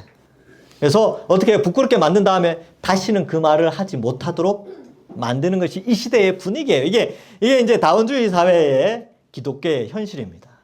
근데 어때요? 성경은 그러지 말라는 거죠. 왜 고난이 있는 걸 알고 수치와 고난이 있다는 걸 알고 그렇게 이야기하고 하라는 거죠. 그럼 그렇게 하려면요, 우리가 또 거룩하게 살아야 돼 또. 예. 하여튼 그런 복합적인 그런 게 있는데 어쨌든 여기에서 예수님만이 참된 이치예요. 구원받는 참된 이치. 그다음 생명. 여기 보면 생명인이 이미 죽어 있다 그랬잖아요. 우리가 죄로 말미암아 이미 죽어 있는데 진짜 생명을 누리는 육체가 영원히 살 수 있는 유일한 영생의 길은 예수님밖에 없다. 그래서 이게 이제 생명이다라고 했는데 생명나무의 역할을 하는 거예요. 예수님이 이 시대에는 에덴 동산에 생명나무가 있었다면 이 지구상의 유일한 생명나무는 예수님이에요. 예수님. 예수님을 믿으면, 즉 믿는다라는 게 먹는다라는 표현으로 바꿀 수 있다 그랬죠. 예수님의 살과 피를 먹을 때 그 성찬식에 참여하는 의미가 거기에 있습니다. 그래서 예수님을 믿으면 이 생명나무를 먹는 것과 같아서 영생이 주어지게 됩니다. 그래서 여러분, 우리 신앙의 궁극적인 목적이 있죠? 영생. 신앙의 목적이고 목표가 됩니다. 도달할 수 있는 거죠. 그래서 이 목표점은 우리가 정할 수는 없죠. 하늘의 천사들도 몰라요. 이 목표에 도달하는 날은 예수님이 재림하시는 날인데 누구도 알 수 없기 때문에 우리는 소망할 뿐입니다. 그리고 어디 가서 주님 이제 몇 월 며칠 나오신다. 그런 거 믿으면 안 돼요. 믿으면 안 됩니다. 1992년 10월 28일. 우리 이제 그때 안 태어난 사람도 많은데 제가 그때 왜 기억하냐면 제가 그때 고3이었거든요. 10월 28일. 학력고사 전이에요.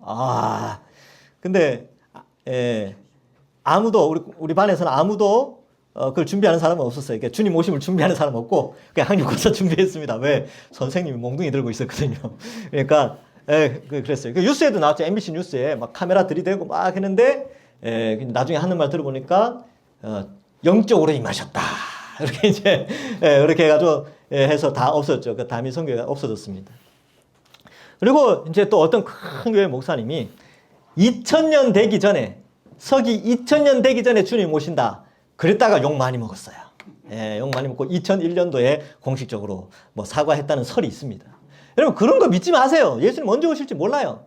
뭐 추측하고 뭐 이렇게 뭐 바이블 코드 뭐 가지고 어떤 코드에 의하면 뭐 2000 몇 년도에 주님 아니라니까요. 사람이 알 수 있는 때에 오시지 않아요. 천사도 모르고 하나님 아들도 모르고 이게 인자도 모른다라고 표현할 정도로 그건 하나님 주권에 달린 거예요. 근데 예측할 수 없어요.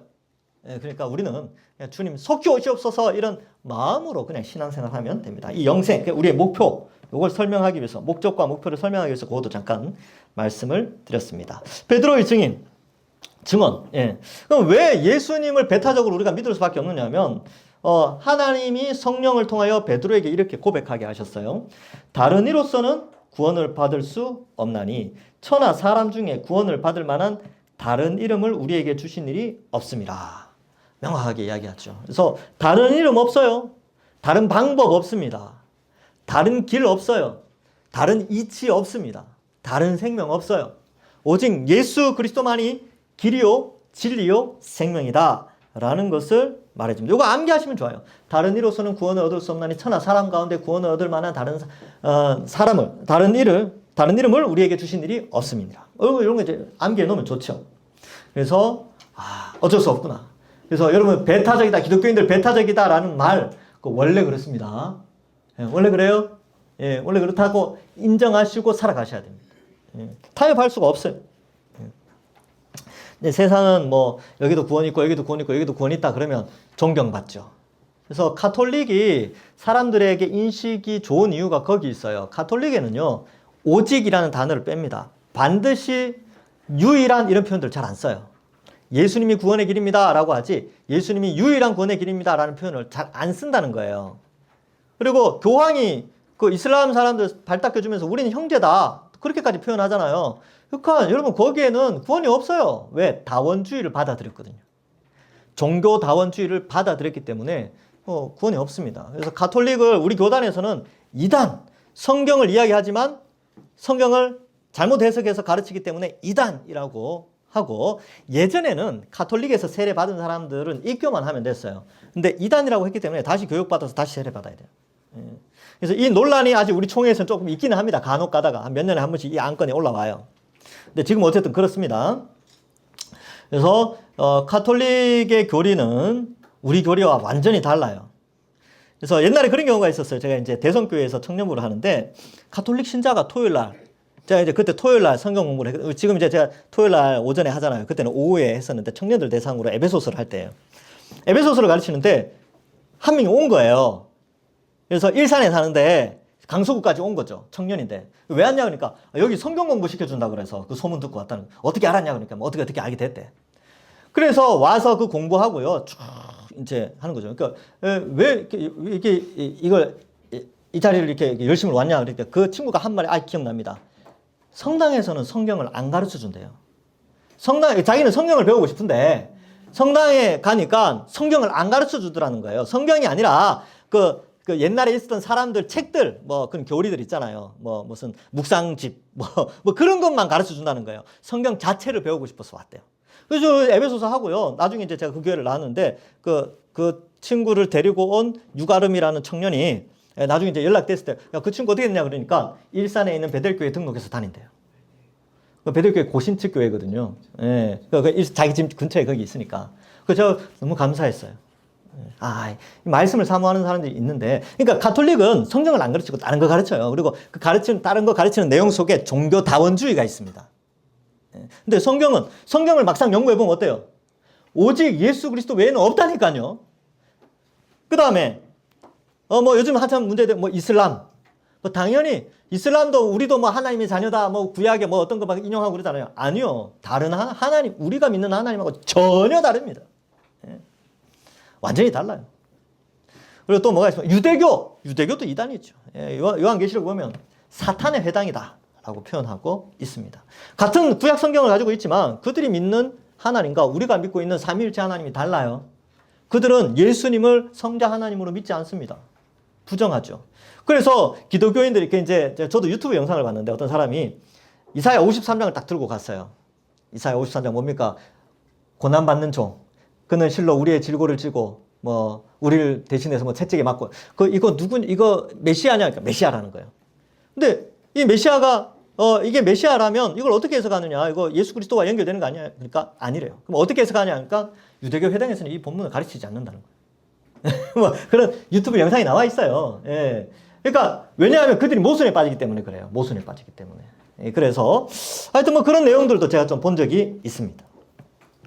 자, 그래서 예수님만이 유일한 구원자 되시다. 그래서 원래 그러면 종교개혁이 일어나기 전에 기존에 개혁주의가 없었지 않습니까? 1517년에 종교개혁이 일어났는데 그 전에 뭐 가톨릭 교회가 있었는데 그때는 그럼 어땠습니까? 라고 했을 때 대체적으로 이런 오직 예수 그리스도만이라는 주제를 가지고 다양한 의견들이 많이 있었어요. 그러니까 혼재되어 있었어요. 그래서 면죄부를 줘야 되냐 말아야 되냐 이런 논란이 많이 있고 막 그러다가 그 갈등이 심해져서 종교개혁이 일어난 거예요. 그러니까 종교개혁이 일어나기 전까지는 괜찮았다가 종교개혁 되면서 갑자기 좋아진 게 아니고 기독교가 그 전에 항상 이런 논란들이 계속 천여 년 동안 논란이 계속 있어 왔어요. 결국 결정을 한 거죠. 하나님이 종교개혁을 통해서 온전한 신앙을 가지도록 개혁교회를 만들어 주신 겁니다. 예, 뒤에 가서 이제 설명을 할게요. 뒤에 가서 하면 종교개혁이라는 역사의 사건 속에 하나님이 어떻게 놀랍게 종교개혁이 일어나게 하셨는지 그거 보면 신기해요. 정말 신기합니다. 이건 인간이 시스템을 구축해서 뭔가를 계획해서 종교개혁을 일으킬 수 있는 상황이 아니었습니다. 근데 그게 가능하게 된 거죠. 자, 봅시다. 자, 지금 2번. 예수님은 완전한 자격을 갖추신 구원자. 그러면 이 자격 요건을 보면 예수님 외에는 없다는 걸 쉽게 알 수 있습니다. 쉽게 알 수 있어요. 이 자격 요건. 자격이 중요한 거예요. 자격. 자, 구원자의 자격증은 딱 하나밖에 없습니다. 예, 하나밖에 없어요. 자, 그걸 이제 제가 설명하는 거예요. 첫 번째, 구원자는 하나님이어야 됩니다. 왜 그러냐 하면, 하나님은 시간, 공간, 제약을 받지 않죠. 그러니까 구원자는 시간과 공간의 제약을 받지 않고 오고 오는 모든 사람들 가운데 구원의 영향력이 미쳐져야 돼요. 그러한 구원자는 신 외에는 없습니다. 시간과 공간을 초월해서, 이걸 초월하여 구원해야 되기 때문에 하나님이어야 돼요. 신이어야 된다는 것이죠. 첫 번째 구원자의 조건. 근데 예수님이 하나님이냐, 신이냐? 라는 증거는 많이 있습니다.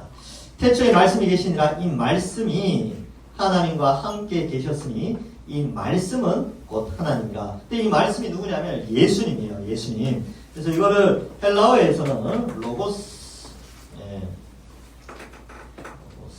이렇게 표현하는데 대문자로 항상 써요. 근데 소문자로 쓸 때는 그냥 말한다, 말씀, 로고스 이렇게 표현하는데 대문자로 쓸 때는 어떤 고유명사로 쓰여집니다. 어떤 뭔가를 지칭하는 거죠. 그러면 이게 이제 헬라 사람들이 이해할 수 있도록 이 단어를 썼는데 요한이 요한복음을 쓸 때는 유대인뿐만 아니라 헬라인들에게도 복음을 전하려고 요한복음을 썼어요. 그래서 헬라인들 사고 방식에 의해서 성경을 쓰다 보니까 로고스라는 개념을 갖고 옵니다. 그러면 헬라인들에게 있어서 로고스 개념이 뭐냐면 불변하는 진리 그 어느 대상. 그래서 로고스라는 그 헬라 철학 안에 로고스는 불변하는, 변하지 않는 영원한 존재, 뭐 이런 개념이 있어요. 그래서 그 단어를 갖고 와서 예수님이 바로 그 로고스, 말씀이다 라고 표현하는 거죠. 고유명사로 쓰게 됩니다. 근데 그 말씀은 곧 하나님이었다. 불변하니까. 세상은 변하잖아요. 녹슬어가고 시간이 지나면 분해되어지고 하는데 변화되지 않는 유일한 로고스. 근데 그 로고스가 하나님인데 그 말씀이 육신이 되어 우리 가운데 거하셨다. 이게 요한복음 1장에 나오는 거죠. 그래서 그분은 곧 하나님이시다. 근데 예수님이 하나님이라는 표현은 성경에 많이 나옵니다. 요한복음 1장 18절. 그 옆에다 그냥 쭉 적어놓으세요. 자, 나중에 시간 나실 때 18절에 보면 이렇게 나와요. 본래 하나님을 본 사람이 없을 때 아버지 품에 있는 독생하신 하나님. 그래서 요한복음 1장 18절에는 독생하신 하나님 이런 표현을 써요.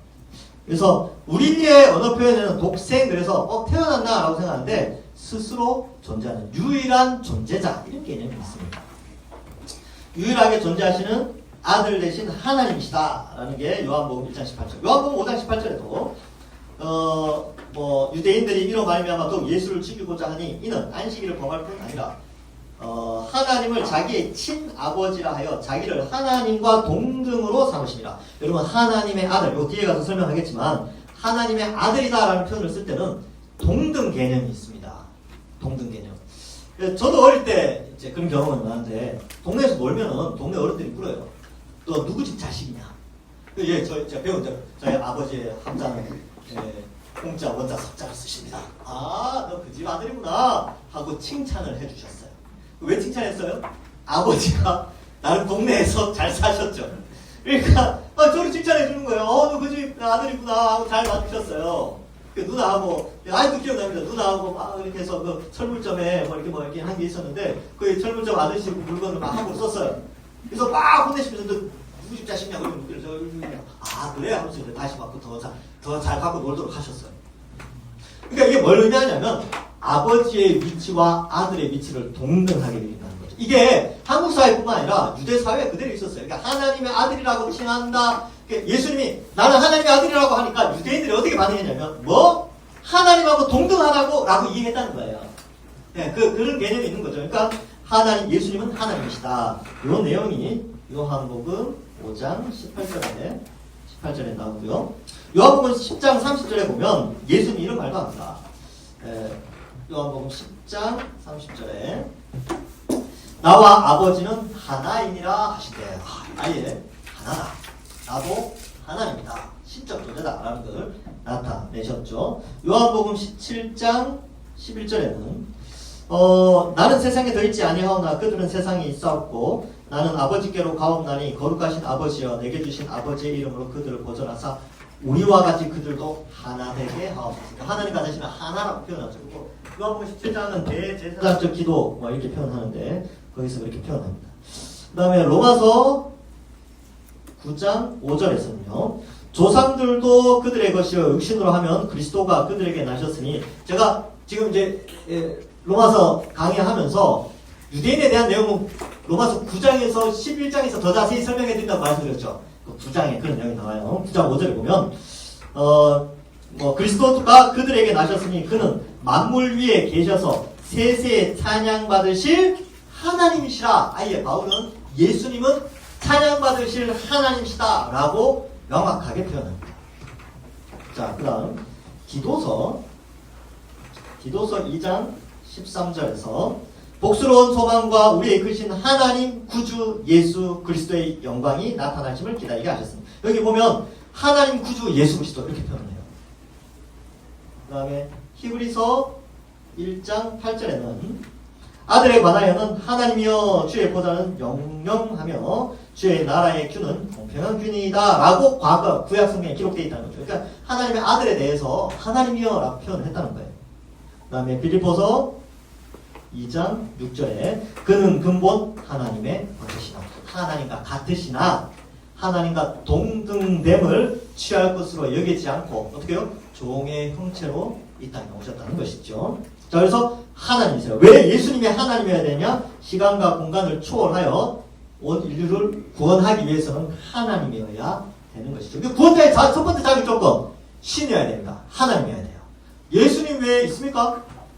없어요. 없습니다. 예수님 외에는 없어요. 그 다음에 두 번째 사람이어야 돼요. 그 하나님이 사람으로 오셔야 돼요. 근데 왜 사람이어야 되느냐? 왜?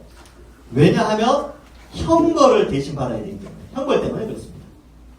형벌이 뭡니까? 죽음과 지옥이죠. 지옥의 수치와 고통입니다. 자, 그래서 형벌을 받으려면 죽을 수 있는 존재가 되어야 되기 때문에 신이지만 사람이어야 돼요. 하나님 입장에서는 어떻습니까? 신이면서 사람이려면 신이신 하나님이 인간으로 오셔야 되겠죠.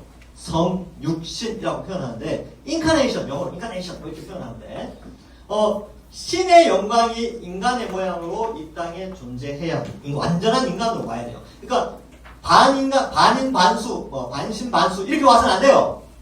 완전한 인간으로 와야 돼요. 완전한 100% 인간으로 와야 됩니다. 그래야 죽음이 대신 형벌을 면제시켜줄 수가 있게 되죠. 그래서 그 불편하게도 마리아의 태에 40주를 계시다가 또 어린 아기 예수로 오셨어요. 하늘에서 영광 가운데 오시거나 갑자기 나타나시거나 그랬으면 참 좋았을 텐데 그렇지 않고 완전한 인간이 되기 위해서 성령의 능력으로 마리아의 태에 동정녀 마리아의 태에 들어가시게 되는 것이죠. 그리고 그 불편한 어린 시절을 보내게 됩니다. 그래서 완전한 인간으로 오셔야 되죠. 그래서 말씀 육신이 되어 우리 가운데 거하심에 우리가 그의 영광을 보니 아버지의 독생자의 영광이요 은혜와 진리가 충만하더라. 여기 보면 육신이 되어 이게 중요해요. 육신이 되어 오셨다라는 것이지요. 그래서 인간이어야 죽을 수 있다. 왜 사람을 오셔야 되느냐? 죽음을 감당하고 지옥의 고통을 당하시기 위해서 이걸 위해서 인간으로 오셨다. 얼마나 감사합니까? 그죠? 우리의 벌 대신 받으려고 인간으로 오셨어요. 상당히 불편하셨을걸요? 원래 신으로 계시면 피곤하지도 않고 잠 안 자도 되거든요. 하나님은 졸지도 않으시고 주무시지도 않으시는 분이신데 오셔서 몸이 불편해요. 또 어떻습니까? 아프죠. 그리고 십자가를 지실 때 그 십자가를 어릴 때부터 봤을 거 아닙니까? 여러분 골고다는 갑자기 생겨난 게 아니라 골고다 언약의 십자가 형은요 늘 있었어요. 늘 있었다니까요. 그러니까 예수님이 예루살렘 올 때 올라갈 때마다 어땠을까요? 이거 봤을까요? 안 봤을까요? 보셨죠. 십자가 형은요 골고다에서만 있는 게 아니라 여러 지역에서 있었습니다. 사형 제도니까. 그러니까 예수님이 십자가를 잘 알고 있었습니다. 어릴 때부터 알고 계셨죠. 근데 막상 본인이 인간의 죄의 형벌이 대신하여 그 십자가를 져야 된다고 생각했을 때 사람이니까 어땠을까요? 피하기를 원하셨죠. 그래서 겟세마네 동산에서 땀방울이 핏방울이 되도록 그렇게 간절하게 기도하셨던 이유가 그 공포를 아는 거예요. 지옥이 바로 그런 곳입니다. 지옥은 공포고 실제적인 고통이요, 또 수치. 십자가에서 어떻게 죽는지 아셔요. 십자가에서는요, 옷이 없어요. 속옷도 없습니다. 그냥 다 벗겨서 죽여요. 지나가는 사람들이 침 뱉게 하고 욕하게 만듭니다. 예수님 그거 알고 계셨다니까요. 얼마나 수치스럽습니까? 근데 그게 지옥에서 그 수치를 당해요. 여러분, 지옥은 고통만 있는 게 아니에요. 수치가 있어요. 수치가. 영원한 수치가 있어요. 그 다음에 고통이 있죠. 피 흘림과 아픔의 고통이 있습니다. 그런데 그걸 대신하기 위해서 이 땅에 오셨어요. 그래, 대신할 때에 우리가 그걸 예수님을 믿는 자의 형벌이 면제되어지니까. 네, 그렇습니다. 이 내용을 좀 더 은혜롭게 접근하고 싶은 분들은 어제 금요 기도의 설교를 꼭 한번 들어보시기 바랍니다. 그래서 사람으로 오셔서 우리의 죄의 형벌을 대신하여 죽어 주셨습니다. 자, 그 다음에 자격이 되어지려면요, 세 번째 자격 조건은 죄가 없어야 됩니다. 본인이 죄가 있으면 본인 죄로 벌을 받기 때문에 다른 사람을 대신할 수가 없죠. 근데 본인이 죄가 없어야 돼요. 예, 죄가 없어야 돼요. 그러니까 죄가 없다는 것은 의인이어야 된다는 것입니다. 의인이어야 구원이 일어나요. 구원. 그러니까 의인만이 구원을 받을 수 있는데 의인의 대표자가 되기 위해서는 죄가 없어야 됩니다. 그래서 죄 없이 이 땅에 태어나셨고요. 우리는 태어날 때 어때요? 죄를 가지고 태어나잖아요. 예수님이 이 땅에 오실 때는 죄 없이 이 땅에 오셨어요. 그러니까 생물학적인 방법으로 오신 것이 아니라 성령의 감동하심으로 이 땅에 마리아의 태에 예수님이 오신 것이죠. 자, 그래서 죄가 없어요. 살아가시는 가운데도 하나님 말씀에 순종했기 때문에 죄가 없고, 죽기까지, 십자가에서 죽기까지 죄 없이 죽으셨기 때문에 그는 죄가 없습니다. 그래서 죄가 없기 때문에 어떻게 되냐면 부활을 하신 거예요. 부활. 왜? 의인은 영원히 살도록 약속하셨기 때문에. 의인은 멸망하지 않는다고 구약성경에 여러 군데 기록되어 있거든요. 그러니까 예수님 부활하신 것은 뭐냐면, 예수님은 완전한 사람이시지만 또한 완전한 의인이시라서 부활이라는 것이 일어났구나 라는 것을 보여주죠. 그러니까 예수님의 부활로 말미암아 어떻게 되냐면 인간의 구원이 뭡니까? 영생이잖아요. 그러면 아담 아래가 아니라 예수님 아래에 있으면 영생할 수 있겠구나 라는 가능성을 이제 알려준 거죠. 그리고 예수님께 속하면 그 의인의 자격이 우리에게 주어져서 우리가 구원을 받는구나 라는 것을 말해주고 있습니다. 그래서 저기 본문 말씀해 보시면, 그러나 죄는 없습니다. 그가 우리 죄를 없애려고 죄의 형벌을 대신 받으려고 나타나신 것을 의가 안 하니 그에게는 죄가 없느니라. 요한일서 3장 5절. 여기에다가 히브리서 4장 15절도 적어 놓으시면 됩니다. 거기에도 예수님은 죄가 없으시다 라고 설명하고 있습니다. 자, 그래서 이제 볼까요? 예수님은 우리를 구원하시기 위해서 어떻게 하셨습니까? 십자가에서 죽어주셨습니다. 그리스도께서 우리를 위하여 저주를 받으신 바, 우리를 위하여죠. 우리를 위하여 저주를 대신 받으신 거예요. 대신 받으신 바 되사 율법의 저주에서 우리를 속량하셨다. 율법의 저주가 뭡니까? 율법이 어떤 저주를 했죠? 죄를 지으면 죽음과 지옥의 형벌을 받는다라는 것이 율법의 저주예요. 근데 그 율법의 저주에서 우리를 속량, 이 저주를 속량이라는 단어가 돈을 주고 산다라는 경제 용어거든요. 그러니까 예수님이 이 율법의 저주를 사신 거예요. 어떻게? 자신이 대신 율법의 저주를 받아서 우리를 율법의 저주에서 사셨다. 자기 소유로 삼으시고 면제시켜 주셨다. 이런 의미가 있습니다. 그래서 여러분, 이 속량이라는 것이 값을 지불하고 자기 소유로 산다라는 의미가 있는데, 우리가 율법의 저주로 말미암아 죄의 종으로 쇠사슬에 묶여 있었는데 이걸 속량시켜 준 거죠. 그래서 이 속량이라는 단어가 노예 시장에서 사용되었는데, 노예들이 쇠사슬에 묶여 있잖아요. 그렇죠? 근데 그 쇠사슬을 풀어주려면 돈을 지불해야 됩니다. 얼마 지불을 해야 되죠. 그럼 그 돈을 지불하면 쇠사슬에 풀려져서 새로운 주인 아래에 소속으로 들어가요. 이게 속량입니다. 속량. 근데 지불해지는 금액을 속량금이라고 하는데 예수님이 우리를 죄의 지배 아래, 죄의 형벌 아래에서 속량을 하셨어요. 뭔가를 지불하고 우리를 그의 소유로 삼아서 그의 소유로 삼음으로 말미암아 새로운 혜택, 새로운 삶을 살도록 하셨다는 것이죠. 근데 그게 뭐냐? 그 속량의 작업이 뭐냐면 십자가.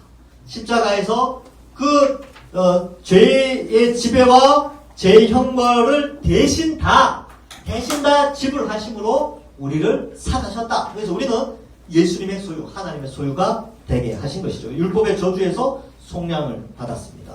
그래서 나무에 달린 이유가 나무에 달린 자는 저주를 받는데 이 율법의 저주를 십자가 나무에서 대신 우리를 위하여서 대신 저주를 받아서 우리를 속량하여 주셨다. 그래서 이 십자가의 의미가 그렇게 있다는 것이죠. 그래서 그러면 이제 나무에 달린 자마다 저주를 받는다라는 것은 신명기 21장 23절에 기록되어져 있습니다. 자, 그래서 우리를 위하여 십자가에서 죽으셨어요. 그런데 우리를 위하여 부활하셨습니다.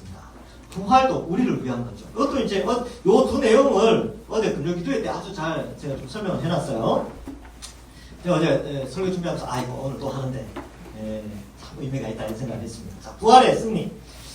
예수는 우리가 범죄한 것 때문에 내줌이 되고 십자가죠. 또한 우리를 의롭다 하시기 위하여, 이거 중요합니다. 우리를 의롭다 하시기 위하여 살아나시다. 그러니까 부활의 목적 중에 하나는 예수님이 의인이시다라는 증명보다 그것을 통하여서 우리를 의롭게 하는 목적이 있다는 거예요. 이 예수님의 십자가와 부활은 특별히 우리가 의인이라는 것을 알려주는 아주 이렇게 첫 시작과 관련되어져 있다는 것이죠. 그래서 아까 부활을 이야기했죠. 의인만이 영원히 살기 때문에 죽었기 때문에 하나님 입장에서는 그 약속을 지키기 위해서 영원히 살도록 다시 살려주신 거예요. 부활하게 하신 것이죠. 그리고 예수님은 그 부활하심으로 본인이 의롭다라는 것을 이제 나타내시고 본인이 유일한 의인이시라는 것을 나타내어 보여주게 됩니다. 그런데 이게 왜 우리의 의의가 되느냐 하면 그 예수님을 믿는 자는 예수님 믿고 세례를 받는 자는 예수님과 연합한 자로 여겨준다는 거예요. 하나님이. 연합했다고 여겨주시는 거예요. 여겨주셔요. 그러니까 연합했으니까 십자가에 죽은 것도 똑같이 여겨주시는 거죠. 우리가 죽었다고 보는 게. 그러니까 십자가에 예수님이 달려 죽으셨지만 실제적으로 하나님이 우리를 향하여서는 너 십자가에 달려 죽었어! 라고 여겨주신다는 거예요. 왜? 예수님과 연합되어 있으니까. 그럼 예수님 부활했어요. 그래 너도 의인이야. 너도 부활시켜줄게. 언제? 예수님 재림할 때. 성경에 그걸 약속하셨어요. 하나님이. 제 말이 아니라 제 이론이 아니고 성경에 그걸 약속하셨다니까요. 그래서 어떻게 돼요? 우리를 의롭다 하시기 위하여 부활하셨어요. 그 의미가 그렇게 되어져 있습니다. 그래서 여러분들 다 의인이에요. 의인. 의인인데 죄를 짓는데요. 회개하시면 돼요. 자식이 있는데 여러분 자식이 있는데 어때요? 자식이 완전한 자녀가 있습니까? 여러분 자녀들 키우시는 분들은 완전한 자녀가 있어요. 여러분들 생각, 내가 우리 아버지 어머니 앞에서 내가 완전한 자식이다 라고 말할 수 있는 분 손 들어보세요. 없죠. 없어요. 다 부족하죠. 하나님 아버지도 똑같습니다. 우리가 예수님 믿고 나서 완전한 의로운 삶을 완벽하게 사는 거 그거 불가능한 거 아세요? 왜냐하면 우리의 육체가 아직 죄의 속성을 가지고 있고 이 세상은 아직도 수많은 죄의 유혹이 가득 차 있기 때문에 우리의 연약함을 아세요. 그래서 연약함을 아시기 때문에 성령을 우리 속에 보내어주셔서 자리 잡게 하시고 성령의 인도함을 받아 말씀대로 살도록 도와주시고 있는 것입니다. 그러면서 우리가 조금씩 자라가잖아요. 성장, 그걸 성화라고 합니다. 그래서 죄를 안 지으려고 우리는 애쓰고 죄를 혹 원치 않는데 지었을 때는 회개하시면 돼요. 하나님 죄송합니다. 좀 잘못했습니다. 내가 안 지으려고 계속 노력하겠습니다. 그거 안 지킬까 하나님 어쩌면 아실 수도 있어요. 근데도 그래. 우리 부모님도 다 그렇잖아요. 자식이 저도 부모님하고 약속한 거 못 지킨 거 많아요. 여러분들도 그렇지 않습니까? 여러분도 부모님하고 약속한 거 지킨 거 나 다 지켰다 손 들어보세요. 못 들잖아요. 그러니까 하나님도 아셔요. 근데 어떻게 자식을 사랑하세요? 알지만 자식이 죄송합니다. 제 한계가 여기까지입니다. 불쌍히 여겨주십시오. 저 좀 안아주세요. 그러면 부모님 어느 부모가 그 자식을 호적에서 파버리겠습니까? 받아주고 용서해주고 아껴주고 도와주죠. 잘할 수 있도록. 우리가 다 그래요. 하나님이 그렇게 우리를 살아가십니다. 그러니까 우리가 의인이 되었어요. 그러니까 나는 이제 의인이 되었으니까 이렇게 완벽하게 살아야지가 안 됨을 알고 하나님 의롭게 살 수 있도록 도와주십시오. 그렇게 하는 삶이 죄의 지배가 아니라 성령의 지배를 받는 삶이고, 그렇게 말씀을 보면서 의롭게 더 조금씩 살아가는 것이 성화의 삶, 하나님의 자녀의 삶이 됩니다. 승천의 영광! 주 예수께서 말씀을 마치신 후에 하늘로 올려지사 하나님 우편에 앉으시니라. 그래서 하나님 우편에 앉으셔서 이제 쉬시는 게 아니고 계속 일하세요. 성령을 보내어 주십니다. 그래서 이 성령을 보내어 주시는데 요한복음 14장 26절에 보면 아버지께서 내 이름으로 너희에게 성령을 보내어 주실 것이다. 그래서 요한복음 14장 26절에는 성부 하나님이 성령을 보내어 주신다라고 예수님이 말씀을 하세요, 제자들에게. 그런데 요한복음 15장 56절에는요, 내가 성령을 보내겠다라고 표현하세요. 자, 그러면 성령은 누가 보내세요? 성부 하나님과 성자 예수님이 성령 하나님을 보내십니다. 그것 때문에 옛날에 2000년 전쯤, 몇십 년 전에 이것 때문에 많이 싸웠어요. 성부가 보내냐, 성자가 보내냐, 이거 막 싸웠는데 결론, 성부와 성자가 성령을 보내신다. 이렇게 결론 내리자 끝났어요. 이런 것도 옛날에 이렇게 막 다툼이 많이 있었어요. 그것 때문에 막 갈라지고 막 그러기도 했습니다. 근데 요한복음 14장에는 성부, 15장에는 성자가 성령 하나님을 보내신다. 예수님은 하나님 오른편에 앉으셔서 놀고 계시지 않습니다. 성령을 보내시고 또 우리를 위하여 말할 수 없는 탄식으로 중보기도 해 주시죠. 로마서 8장 34절에 하나님 우편에서 우리를 위하여 간구하시니라 이렇게 표현하고 있습니다. 성령이 말할 수 없는 탄식으로 우리를 위해서 하나님께 간구해요. 또한 성자 하나님은 하나님 우편에서 우리를 위하여 우리의 변호자가 되셔서 우리를 위하여 간구하고 기도하고 계십니다. 누군가 널 위해 기도하네 라는 그 노래에 그 누군가가 누구냐 하면 예수님이에요. 성령님이 예수님이 우리를 위해서 간구하고 계시다. 중보기도하시다. 그래서 이 중보기도라는 것은 중보자가 기도하는 거예요. 중보자. 근데 중보자는 사람이어야 돼요. 그래서 모세, 요수아 이런 사람들이 중보자였거든요. 그런데 이 중보자는 사람이어야 되고 중보자로 세움을 받아야 됩니다. 근데 전인류의 중보자는 예수님밖에 없어요. 근데 내가 중보자가 될 수 있느냐? 내가 중보자가 될 수는 없어요. 중보자는 그렇게 정해져 있습니다. 하나님 정하신 중보자. 그러니까 우리가 중보기도 한다는 표현을 그래서 우리가 쓰지 말자라는 표현을 이제 우리가 쓰기 했어요. 그러니까 우리 교단에서는 중보기도 합시다라는 표현을 안 씁니다. 중보자, 왜냐하면 중보기도는 예수님만 하고 계시기 때문에. 우리는 어떻게 하냐면 우리 공동체를 위해서 기도합시다. 우리 옆에 있는 형제 자매를 위해서 기도합시다. 그래서 누구를 위해서 기도합시다. 뭐 이렇게 표현하라고 돼 있고 조금 어려운 말로 도고 뭐 이런 용어를 쓰더라고요. 여기 잘 안 쓰는 용어라서 표현이 좀 그런데 그냥 풀어서 그냥 우리 옆에 있는 우리 좌우에 계신 분들 위해서 기도합시다. 이렇게 표현하는 걸 좀 풀어서 쓰는 게 조금 더 자연스러운 것 같습니다. 자, 그래서 중보기도 해주시고 계시죠. 그 다음에 재림을 준비하십니다. 여러분 계시록 22장 7절, 12절, 20절에 어떻게 되어 있냐면 예수님이 내가 속히 오리라. 이게 뭡니까? 속히 가겠다. 이게 뭐지? 준비하고 있다는 거죠. 배달 업체에 전화 옛날에 짜장면 시키면 언제 와요? 그러면 지금 속히 갑니다. 금방 갑니다. 라는 게 뭐예요? 준비하고 있다는 거죠. 예, 그렇죠. 예수님도 주님 언제 오십니까? 그러니까 예수님이 속히 갈게. 속히 오리라. 준비하고 계시는 거예요. 그래서 예수님은 재림을 준비하시죠. 왜 재림을 준비합니까? 우리에게 구원을 완성시켜주기 위해서 영생과 천국의 복락을 누리도록 어떻게 육체로 영생이라는 개념이 영원한 육체로 살아가는 것을 의미하게 됩니다. 저도 옛날에 그냥 천당 가면 끝나는 줄 알았는데 성경을 알고 보니까 안 그렇더라고요. 천당에서 끝나는 게 아니고 새하늘과 새 땅에서 끝나요. 끝난다는 얘기보다는 새하늘과 새 땅에서 영생이 시작됩니다. 그러면 우리가 지금 죽으면 예수 믿다가 죽잖아요. 그럼 영원히 하나님과 함께 있어요. 네, 그렇죠? 영원히 하나님과 함께 있다가 예수님이 재림할 때 우리가 같이 예수님과 와서 새하늘과 새 땅 지구에서 영생과 복락을 누리게 됩니다. 그래서 지구가 지금의 지구가 아니에요. 여러분 지금의 지구가 노아 홍수 전의 지구와 달라요. 그때는 덩어리가 하나였죠. 그리고 홍수 후에 땅이 갈라지고 대륙이 이동하게 됐는데 주님 다시 오셨을 때는 새 하늘과 새 땅이라고 했기 때문에 이 지구가 어떻게 변할지 모르겠습니다. 근데 많은 이제 기독교인들이 아니라 일반 학자들도 그렇게 주장을 해요. 과거 한때에 지구에 어마어마한 숲의 양이 있었을 것이다. 왜냐하면 그 산소가 공급되어져야 잠자리가 이만해지거든요. 그리고 파충류들이 이만해지는 게 산소 공급량이 엄청날 때 파충류들이 커요. 그리고 인간이 오래 살아야 이 눈썹 위의 뼈도 눈썹 위의 뼈가 계속 자란대요. 아주 미세하게. 근데 한 400년, 500년 살면 이게 두툼하게 된다고 합니다. 뭐 과학자들이 말인데 믿을지 안 믿을지 모르겠지만 하여튼 뭐 그렇대요. 자, 그런 의미에서 새하늘과 새 땅 기대됩니다. 기대가 돼요. 자, 그래서 예수 그리스도를 믿는 자에게 주어진 하나님의 선물.